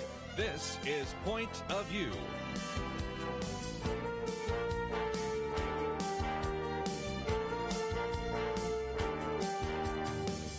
And now, Kerby Anderson. This hour, we're going to spend some time looking at this new book, Seeing Jesus from the East, a fresh look at history's most influential figure, written by Ravi Zacharias and Abdu Murray. We'll get an update on Ravi Zacharias, but if you are not familiar with Abdu Murray, he's been on the program with us many times before. The North American director with Ravi Zacharias International Ministries, author of the book we talked about just a while back with him, Saving Truth, Finding Meaning and Clarity in a Post-Truth World. But as you well know, we've in the past talked to him about Islam, because grew up in a Muslim family, had studied the Quran, but graduated from the University of Michigan, as well as from Michigan Law School, and an individual that is also now working as well as the scholar in residence of Christian thought and apologetics at the Josh McDowell Institute at Oklahoma Wesleyan University. But most importantly, works, of course, with the Josh McDowell Ministry, but also Ravi Zacharias Ministry. And so, Abdu Murray, always great to have you on the program with us. Well, thanks for having me on again, Kerby. It's always a pleasure to be with you. Let's, if we can, obviously it's a sad point, but everybody's been wanting to know how Ravi Zacharias is doing. Of course, many of us have talked about this on the air. We've seen some of the posting, but maybe you can give us some insight on what's been taking place. Sure, absolutely. So as everyone knows, Ravi's medical condition is no longer medically treatable. The cancer doctors, some of the best in the world, do all they can do. So he's back home now from Houston, spending time with the family. I will say this, though. Ravi is encouraged. The family and the ministry were all encouraged by the continued prayers, but also the notes of encouragement, and they're coming in a lot. We set up a care page and just a social media hashtag, Thank You Ravi. So hashtag Thank You Ravi, which allows people to give their notes of encouragement. How has Ravi affected and impacted your life in your walk of faith? If you're not a Christian, if you weren't a Christian and Ravi helped you become one, the Lord used him, tell him that too. We're trying to share as many of these with him as possible, the videos, the audios, and reading the messages out loud. So those have been a tremendous encouragement. And Ravi's main message is that to keep pressing on and make the message the mission of the gospel, as he's always done in his life as well. RZIM's future remains secure with the leadership. Michael Ramsden is the president, Sarah Davis is the CEO, and me and others on the speaking team are continuing the evangelism works that he really not only blazed the trail for, but paved the path for. So we're just enjoying all the wonderful messages, and they've really lifted Ravi's spirits quite a bit. Well, let me encourage you to continue to do that. We have some information about this book, which is published by Zondervan. You can get it both in hardback and Kindle. Also have a link to your website that also features the book. So there's some other ways you can connect up. And, of course, you can go to Ravi Zacharias International Ministries for that as well. And interestingly enough, early on in the book, he mentioned somebody else that we've interviewed, actually in studio many years ago. It was in a different studio than the one we're sitting in right now. And that was Nabil Qureshi, because there was a desire maybe at that time to actually write a book like this, given his background as a Muslim. But I love how he said, as we embarked on the project, began to realize that in a few weeks, Nabil would be seeing Jesus face to face rather than writing about him. So There have been some real losses in the family of Ravi Zacharias International Ministries, and even as many of us are still having difficulty getting over the loss of him, what a gifted individual he was, just thinking about Ravi is just one more reason, as we even read this book, to think about the legacy of the various speakers, including yourself there at Ravi Zacharias Ministries. You know, that's so interesting you say that, Kerby, because we dedicated the book to Nabil. It was his idea. This book was actually originally his idea. Now, I will say, tongue firmly planted in cheek, but also because it's true, is that I had this idea sort of independently to recapture the Easternness and Middle Easternness of Jesus. But Nabil beat me to the punch, and he asked Uncle Ravi, hey, would you write this book with me? And Ravi really wanted to capture that Easternness again. But as you said, Nabil took ill, and before he could put pen to paper, went home to be with the Lord. And Ravi called me, and I was in an airport lounge when he called me and said, I can think of no one better to take up the mantle, given my Middle Eastern background, me being a former Muslim as well as Nabil, of helping to make this project that Nabil cared about so much come to fruition.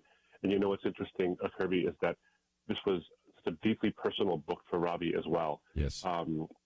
The Easternness, Ravi never lost his Easternness. In fact, I would even say it's augmented, even though he's really a citizen of the world, as he's put it. And he has spent so much of his time all over the world and now bases home in the U.S. But he's never lost that Easternness. And so one of the things I would say to those interested in reading this book is that the main thrust was to recapture the Easternness of Jesus for the sake of Easterners so they could see him as one of them. But it's also meant to get Westerners to see that Jesus isn't this hijacked figure that is the icon of white Western imperialism. Rather, he has an ethnicity and an authenticity that speaks both to East and to West. But really, one of the most important things about this book is you see Ravi's heart and his mind and so many things that are near and dear to him and the personal anecdotes and the personal stories infused in every page of this book. Again, the book is entitled Seeing Jesus from the East. It's published by Zondervan. And Abdu, if nothing else, the one book I was sort of familiar with is Kenneth Bailey's book, Jesus Through Middle Eastern Eyes, which is mentioned by your book. But in some respects, I think just before we take a break, let's talk about this, because if you go into some churches and you see the picture of Jesus up there, you will see that he has a pale complexion, sometimes blue eyes, which is not even close to reality. And having grown up in the San Francisco Bay Area and one time going into a Chinese church and seeing a picture of Jesus looking Chinese illustrated that we all sort of appropriate Jesus. But this is one of the reasons why you wanted people to understand that the Middle Eastern view is very different than the North American view, isn't it? It is. And this is the part of the problem, is that the perception is that Jesus is now the icon of the West, when in reality is he has woolly hair and olive-complected skin and that characteristic Middle Eastern nose like me and my family and somebody from the Middle East have. And his words really drip with olive oil, and they smell of the cumin and the curries of the region. And the culture in which he spoke and lived was collectivist. There was a focus on individuals, but really the collective was the issue. And so much of what we've appropriated is good and wonderful in the West, but sometimes we've morphed him into our image as opposed to conforming ourselves to his. So what we're hoping to do is give that fresh look at history's most influential figure. And the reason he's the most influential figure is because he doesn't belong to the East or the West. He is Eastern in his origins, Eastern in his expressions, but he is global in his reach and his applications. Very good. 9 chapters, and a good number of them written by Ravi Zacharias, and then the others are written by Abdu Murray, so it's about half and half. And so we'll come back and pick out just a couple of very significant illustrations of that. And I think you're going to find this very helpful. And if nothing else, what it really tends to do is kind of shake out some of the categories that maybe you've developed from your own culture. So I think you'll benefit from this, and it is a book that is now out, and I would encourage you to read it and to enjoy just looking at the picture of Jesus with a fresh set of eyes. So we'll talk about that right after this.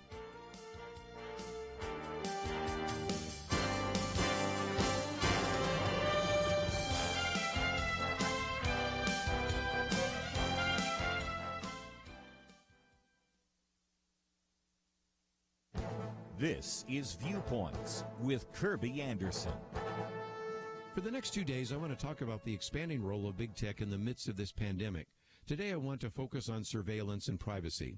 In other countries, the citizens have been willing to submit to increased surveillance. In South Korea, the government has used credit card data, cell phone location data, and surveillance camera footage to track citizens. They even announced that infected individuals might be required to wear electronic wristbands. Rachel Bovard thinks it is unlikely U.S. citizens would tolerate such intense and mandatory measures, but that's where big tech comes in. Seton Motley noticed something when he reread George Orwell's book 1984. Orwell's fictional government was extraordinarily competent in its totalitarian imposition of technological power, but no government is that competent and would need help. Enter private sector big tech. Google has already been sharing aggregate user location data with governments. Cell phone companies have developed tracking apps for their phone. Databases are collecting everything from GPS location data to medical data, and government bureaucrats and medical personnel have even talked about creating immunity passports. You know, Americans assume that they have some level of security of their personal health data. That is supposed to be protected by HIPAA, the nation's health privacy law, but the Department of Health and Human Services announced that it might relax enforcement of this law. You know, often a crisis changes our attitude towards privacy. After 9/11, Congress passed the Patriot Act that authorized massive surveillance of Americans. One security expert commented that the effects of COVID-19 will be more dramatic than the effect of the terrorist acts of 9/11. What may have been unreasonable a year ago might be set in motion if we don't resist this dangerous trend. I'm Kerby Anderson, and that's my point of view. Take Kerby and the Point of View team with you on the go with the Point of View app. Search for Point of View Radio at the Apple or Google Play stores.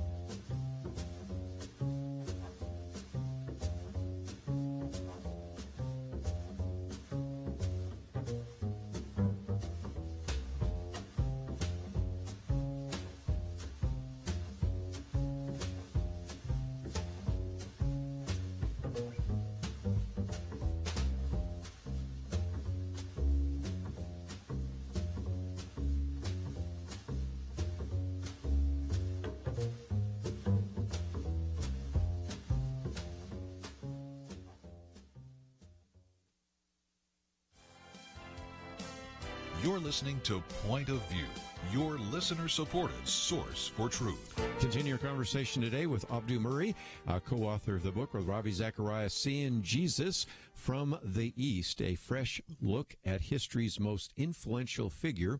And Abdu, for just a minute, let's talk about the relationship between Jesus and the gospel. If I can quote from one of the chapters by Ravi, he talks about the fact that you can take some divinities out of Hinduism or Hindu culture.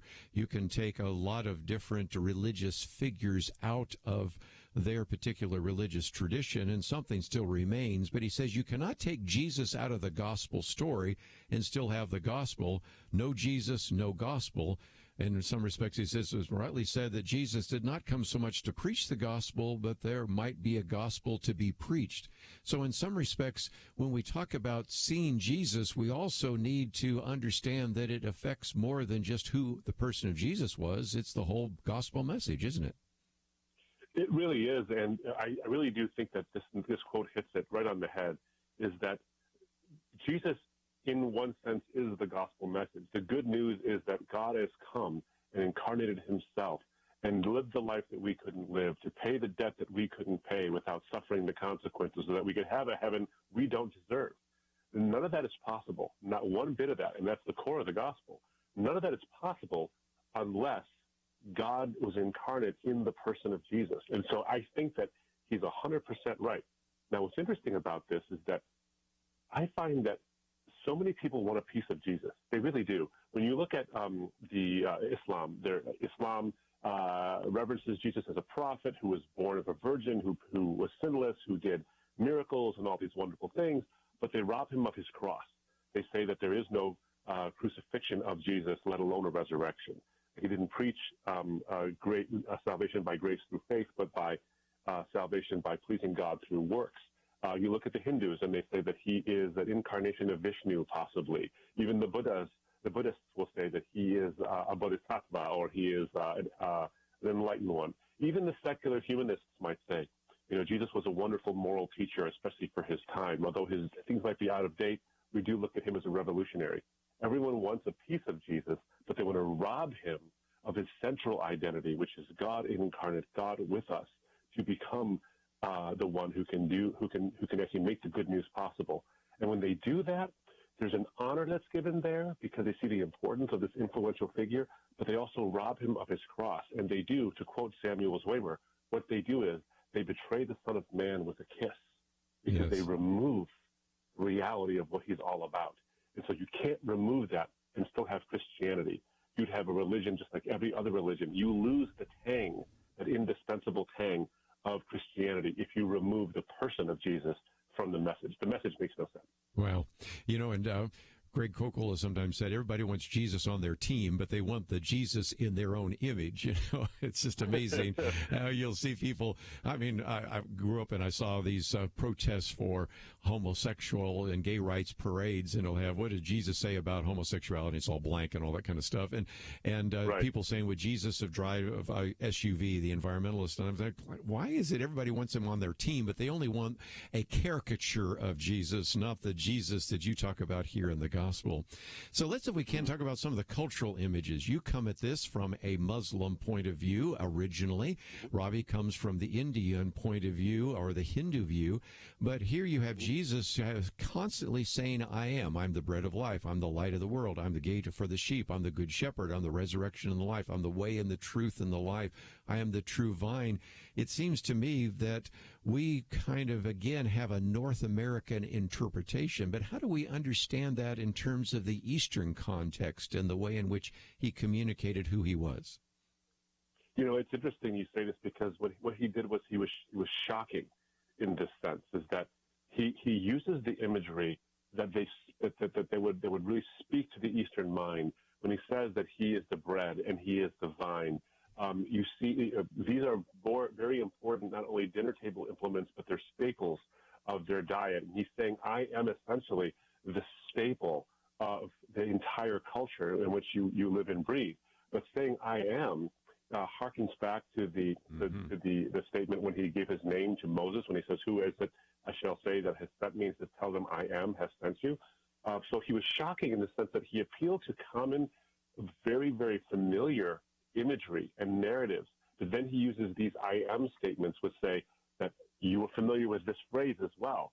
And so he shocks them with the familiar, which is just so fitting for God the Word made flesh to do. How is it that God the Word made flesh uses words to shock our flesh? It's amazing to me that the Bible speaks in these images. So I do think that we Americanize these things a little bit too much. We may even allegorize them a little too much. And so Jesus uses imagery to shock the conscience of the people who are hearing him, to get them to see the reality. I'm not just claiming to be a prophet who has a way, who has bread for you, who has wine for you. I'm claiming to be the bread. I'm claiming to be the wine. I'm claiming to be the vine, not just to have it or point to it. And that's what I think is so revolutionary about the way he spoke. Let's, if we can, maybe focus on one other chapter by Ravi Zacharias, and I'll get to the chapters, obviously, that you've written. But Ravi also talks about the method of Jesus' teaching, and I thought we'd use the example of the Samaritan woman, because, here again, she starts off by saying, wait a minute, you are a Jew and I'm a Samaritan woman. How can you ask me for a drink? And the whole conversation first starts with water and then gets to spiritual water. But again, the way that's communicated in the Eastern world was very profound, wasn't it? It was profound in so many ways. Just even the conversation itself is already profound. But here he is, a Jewish man, speaking to a Samaritan woman. And the Samaritan woman has this savvy about her. Maybe a chip on her shoulder, but she's also got a savvy about her. How is it you, a Jewish man, speaks to me, a Samaritan woman? And so there's already the ethnic divide. But she also points out the gender divide that existed in her culture. And they're there at a well. A well is one of the most important spots in the village because it's an arid climate and the water is so needed and often so hard to come by. And so he asks her for a drink, giving her the courtesy of speaking to her and asking her for that which she herself needs, but then turns it around on her and uses something so Eastern in that banter and in that respect. But he does it in a topsy-turvy way, too, because she is shocked he's even speaking to her.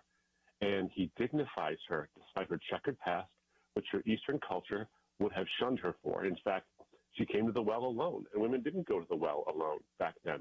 It shows Jesus that she is socially ostracized because of a morally checkered past.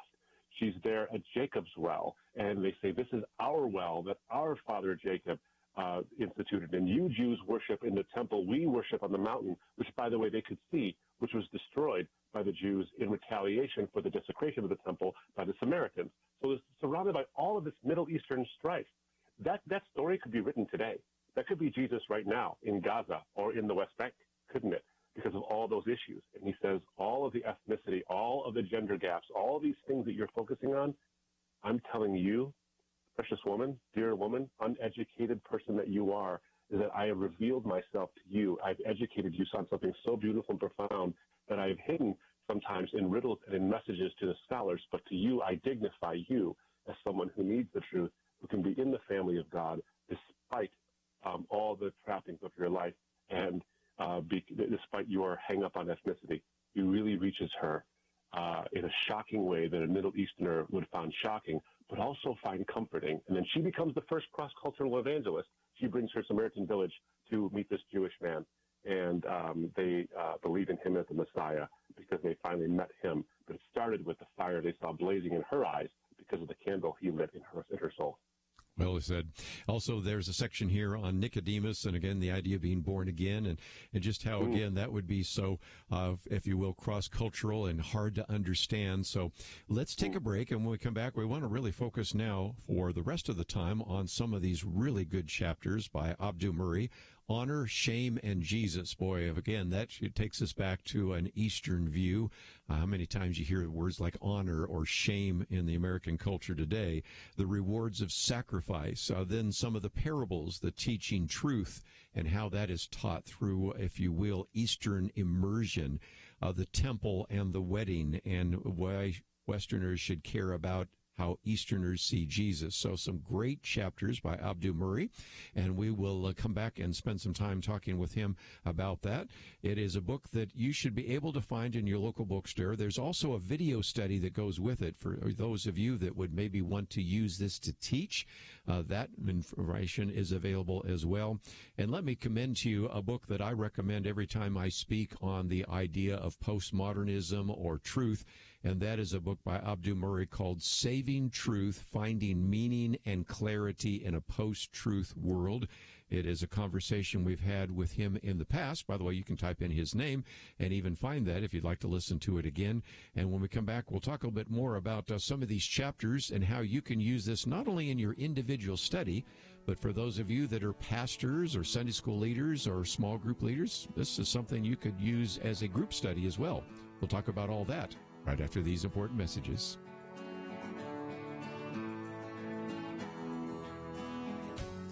"2020. Is there anything important happening this year? Well, not unless you consider major disputes in various Christian denominations, international tensions over a flu epidemic, economic uncertainties, and a presidential election important. Question: where will you get real news, credible opinion, clear biblical thinking on the things that matter most? Answer: Point of View Radio with Kerby Anderson and the team. You can make sure their voices continue speaking loud and clear by taking a moment right now and joining the Truth Team. It's easy, but you do have to visit our website or make a quick call. Go to pointofview.net/team or call 800-347-5151. You have the power to make a difference. Joining the Truth Team can help ensure that millions of people will get a different opinion from the major purveyors of fake news. We don't get big advertising dollars like the networks or tax money like PBS. We depend on you. Pointofview.net/team and 800-347-5151. Point of View will continue after this.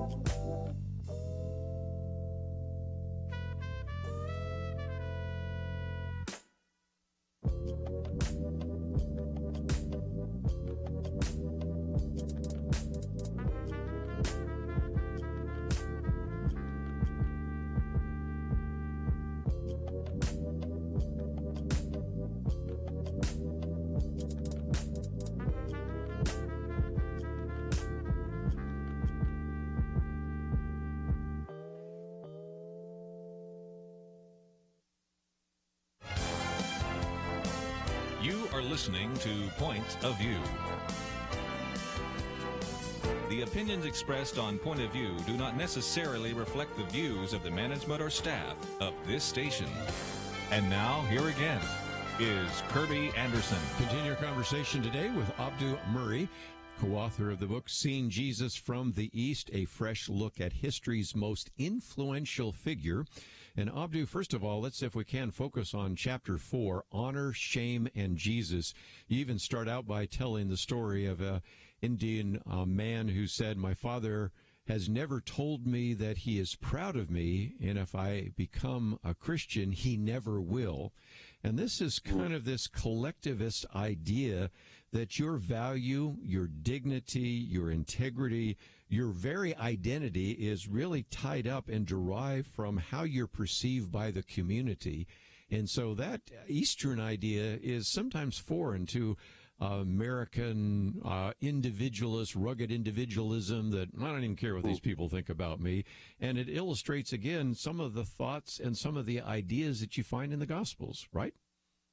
It really does. And when you understand that paradigm, that collectivist paradigm, you understand a lot more about why Jesus did the things he did and said the things he said. I often say it this way, is that, a friend of mine went to school. He studied music composition, and he loves classical music, and he knows how to compose his own classical music, and he's quite good at it. We go to a concert, and when I go to a concert, I love classical music as well. I love the Impressionists like Debussy and Rachmaninoff. I love Mozart and these kind of things, and so does he. When we go to a concert, I enjoy myself. I enjoy the music.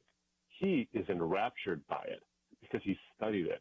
And to study the Eastern honor-shame culture does two things for us. First, it gives us that rapturous experience of knowing Jesus in a much more familiar way. But second, it also helps us to understand why it is that a person can intellectually assent and almost agree with everything you're saying about the gospel, yet not embrace it as true. That young Indian man that I was speaking with, he had already engaged in a very long search into the truth and the veracity of the Christian faith. In fact, found almost all of it to be 100% compelling. He even told me, "I know this is true." And then he said, "My father's never told me he's proud of me, and if I become a Christian, he never will." You see, it's very hard for Westerners to say, how can you agree that something is true but not embrace it as true? It's because there are collective consequences. So when you look at the East, you have this honor and shame mentality. So what that means is multifaceted, but what it means is this, is that the morality is enforced by the collective in the East. It's no less moral. It just means that it's enforced from the outside. So they do have an internal sense of guilt or an internal sense of shame or of right and wrong. But what they'll do is they'll do what is considered honorable in the culture's eyes because it brings honor to them, honor to the family, honor to the community. They'll avoid what's shameful that's deemed by the culture as well. Now, what that means is that sometimes truth gets lost in the shuffle. So if truth is what's deemed honorable, then it's all fine. But if truth is deemed dishonorable, in other words, changing your religious identity is considered a betrayal of your family and of your community, then even if your new religious belief is true, it's still considered shameful to embrace it because you've rejected your parents and all they've done for you and the collective mindset. So you can see there's good in this, is that we care about how our actions and our words and our beliefs affect other people. But there's also a shadow side to it, and it's that sometimes truth can be obscured by the shadow of honor and shame. And that explains why someone can believe something to be true, but not embrace it as true. Now, in the West, we have an innocence guilt culture, which means that we're individualistic. As you said, rugged individualism. That's exactly how I would have put it, too. That we, go west, young man, and, bust through barriers, do innovation. It's your life. We sing Frank Sinatra songs and all this stuff, and what I do is my own business.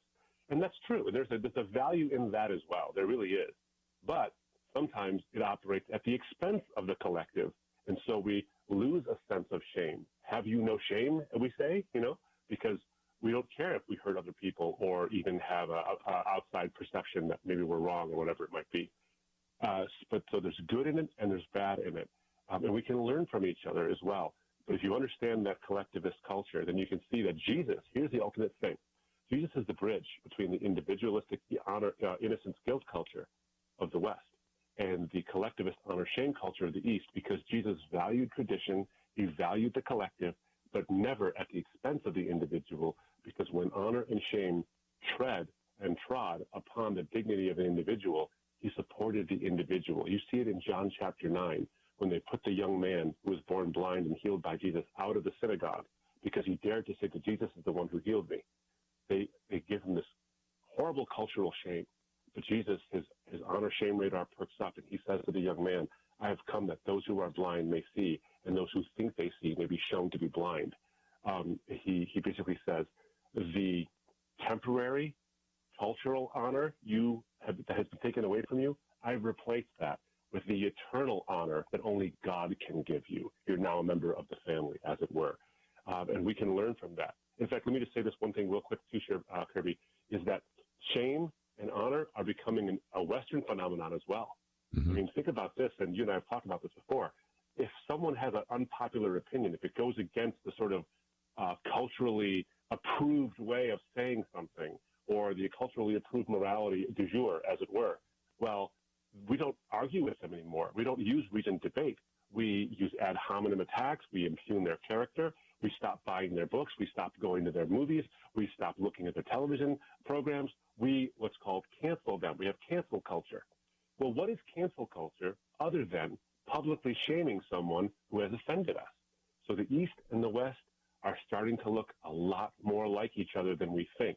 And we would do well if we learned a few lessons from the ancient Nazarene who lived and worked in an honor and shame culture, so that he can take from his lessons about how to rise above the failings of an honor-shame culture, but also understand the beauties of the honor-shame culture as well. We would do best to focus on this man and his teachings, which are eternally contemporary. So good. And again, I love turns of phrases. At one point, you talk about barriers built with shame-shaped bricks and some great material. But I want to keep it moving because I want people to hear a few other chapters. And one is the rewards of sacrifice, because this the whole idea of what sacrifice might mean is, again, a difference. And if you can, speak to that issue in chapter 5. Yeah, absolutely. And this is something I think that in the West, with our Christianity, and we're learning it more and more, aren't we, that Christianity has not been uncomfortable for us in recent decades. It is becoming more and more uncomfortable for us to be a believing Christian who sticks to his or her values. But we are seeing that around the world, today, right now, around the world, there are those who are standing up for their faith in the middle of not just a discomfort about being a Christian. They're not being yelled at or having signs put up in their faces. They're being killed for being believers or jailed. And this ought to give us confidence, actually. The Apostle Paul writes that because of his chains, the brothers are more encouraged to preach the gospel. That's bizarre. Why are they more encouraged by those chains? But for some reason, it does that. And then we see our brothers and sisters around the world who are persecuted, who are losing their lives.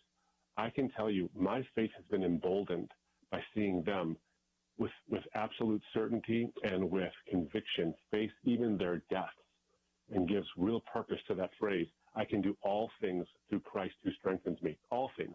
Not just save my marriage, not just pass the exam, not just save my business. Those things are valid, of course, but also I can face up to things when I know they're going to end horribly for me this side of heaven. I can even do that through Christ who strengthens me. There are really three main things I wanted to point out in that chapter that are blessings that can only come from sacrifice and only come from suffering for your faith.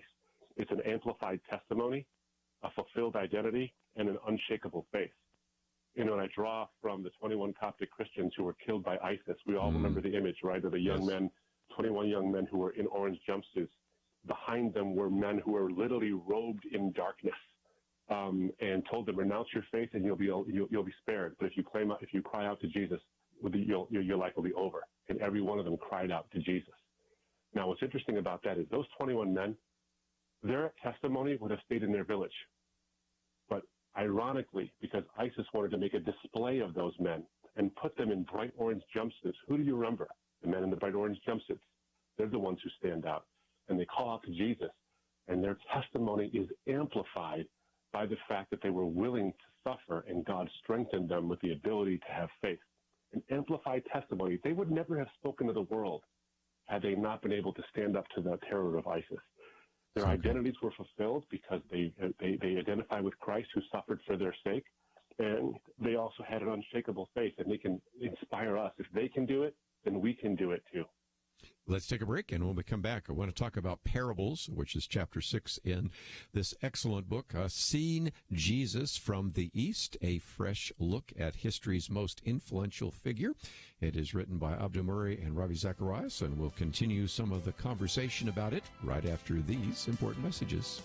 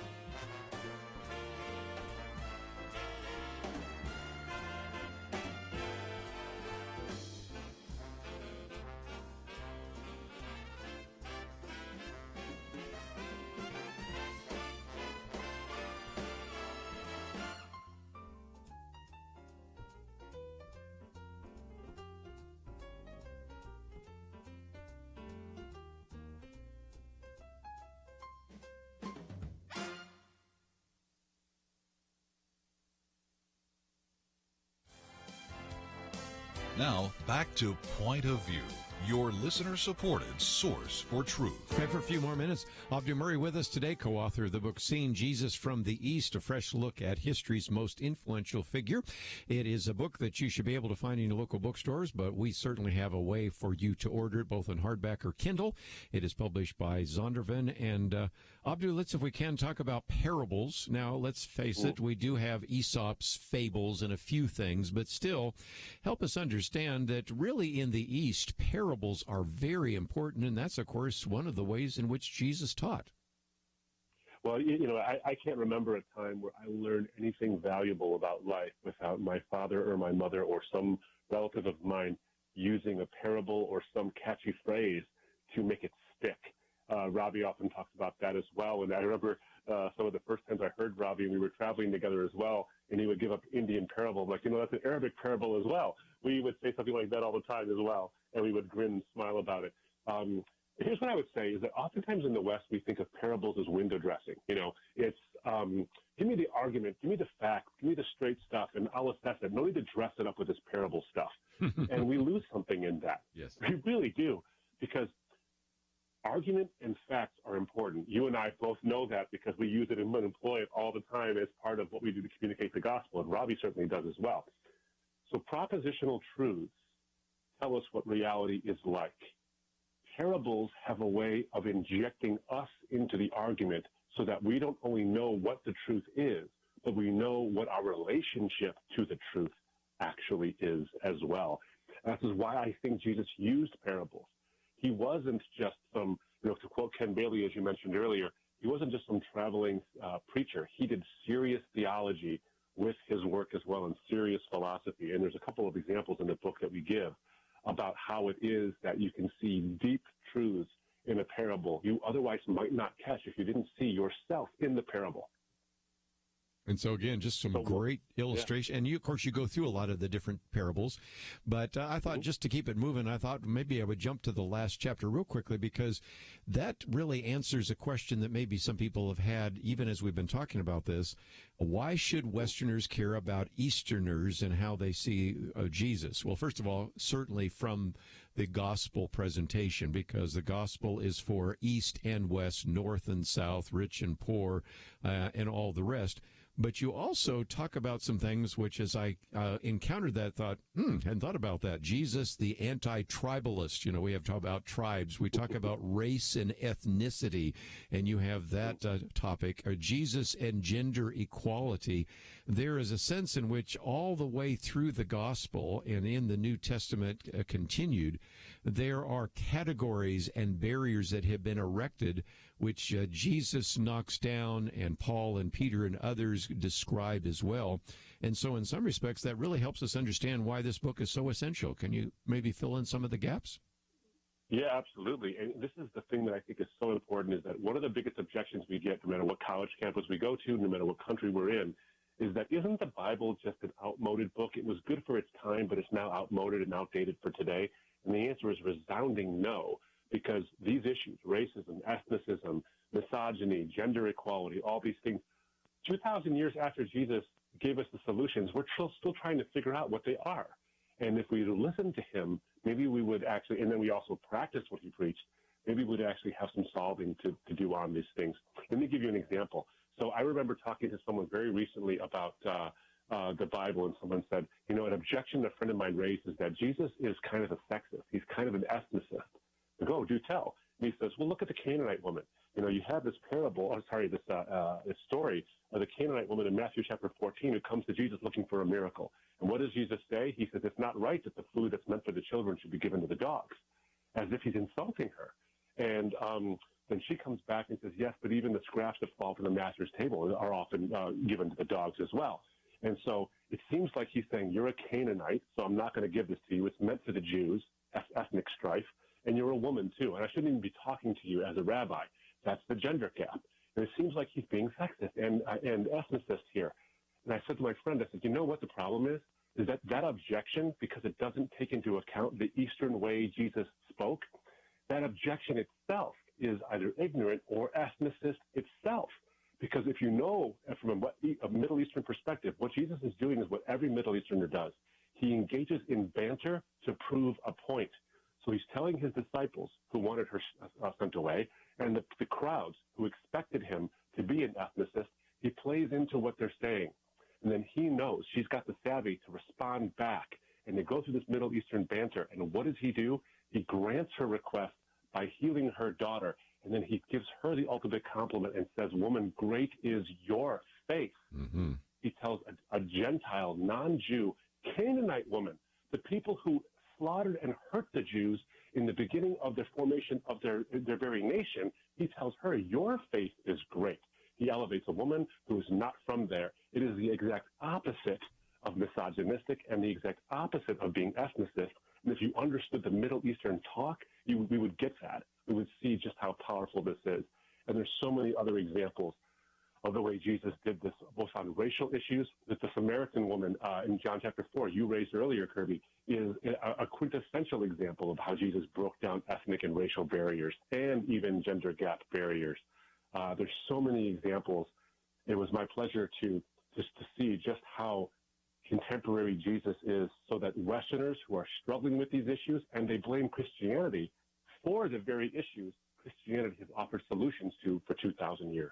And again, just reading this book helps you answer some of those things that you and I have to answer every once in a while. Alleged contradictions in the Bible, hard sayings of Jesus, and much more. But just before we run out of time, let's, if we can, talk about the fact that if people would want to use this book, for example, not only for individual study, but for a small group study, there is also a video study that goes with that as well. And we have a link to your website, abdumurray.com, so people can find out more about that and find out more about your other books. But just in the last minute or so, talk about how individuals could use this, because I think this would just be a great group study in addition to just an individual book that people could read as well. Oh, I think it's invaluable that way. And we have actually filmed the video curriculum. It's coming out soon. Ravi and I traveled to the East. And if you really want to get a glimpse of Ravi in his element, I urge you to get the video curriculum, because not only does it go to the content, but again, you see Ravi in his element, and I'm there with him, and we're speaking on these issues. So it's good for group study. There'll be a study guide that comes along with that as well. And if you go to seeingjesusfromtheeast.com, you'll get some information on how to get the study guides, the group stuff, and even some free videos of Ravi and I interacting in the East that'll give you a taste of what's to come in the video curriculum. SeeingJesusFromTheEast.com. And again, we got a couple of those links on the website and information about the book as well. You might be able to find it in your local bookstore, but even if you're not out and about right now, going to bookstores, we've made it easy for you to order it both in hardback and in Kindle. Abdu Murray, thank you so very much. Say hi to Vince Vantali, as well as, of course, Ravi Zacharias, everybody there at that ministry, and it is always just a great delight to have you on the program with us. It's wonderful to be on your program. Keep up the great work, Kerby. Thanks so much. We're going to take a break, and then tomorrow is our Friday weekend edition. Penna Dexter, Kelly Shackelford. We have a lot to talk about. Theoretically, there's going to be a vote in the House of Representatives about another $3 trillion. We'll look at that. We'll look at some of the religious liberty issues that are certainly front and center and that Kelly Shackelford has been writing about. Matter of fact, he has an article in Newsweek that you can read, and we will post that, and a variety of other topics that we will get into in the time that we have together. I hope that you've appreciated some of these conversations today with Raymond Harris and Abdu Murray. And if you find yourself saying, I'd like to find out more about either or both of those books, you can simply go to the website pointofview.net. If you'd like to hear the conversation again, just click on that button that says listen and download the podcast, or you can watch it or even go to the YouTube channel and see that as well. Just a lot that we have covered today, but we have an opportunity to cover a lot more tomorrow on our weekend edition. I want to thank Andrew and Steve for their help. We'll see you back here tomorrow, right here on Point of View. Having civil conversations about important issues seems to be harder and harder. Various media outlets tell people what they should believe, why they should be outraged, and getting people to actually think, well, it can be difficult. Whether it's the gospel, tax issues, social policy, or just about anything else, you need to have solid information and clear thinking to address the hard issues. You need God's truth applied. And that's what you get in less than 2 minutes with Point of View's Viewpoints Commentary, a daily resource to help you be informed and think through the things we need to be talking about. It is free and will arrive in your inbox each day when you visit pointofview.net/signup. Sometimes we know we should say something, but we're silent because we're not quite sure what to say. Viewpoints Commentary can help you break the silence and change the narrative. It can make you a more equipped agent for truth. Get your free subscription to the Viewpoints Commentary at pointofview.net/signup. pointofview.net/signup. Point of View is produced by Point of View Ministries.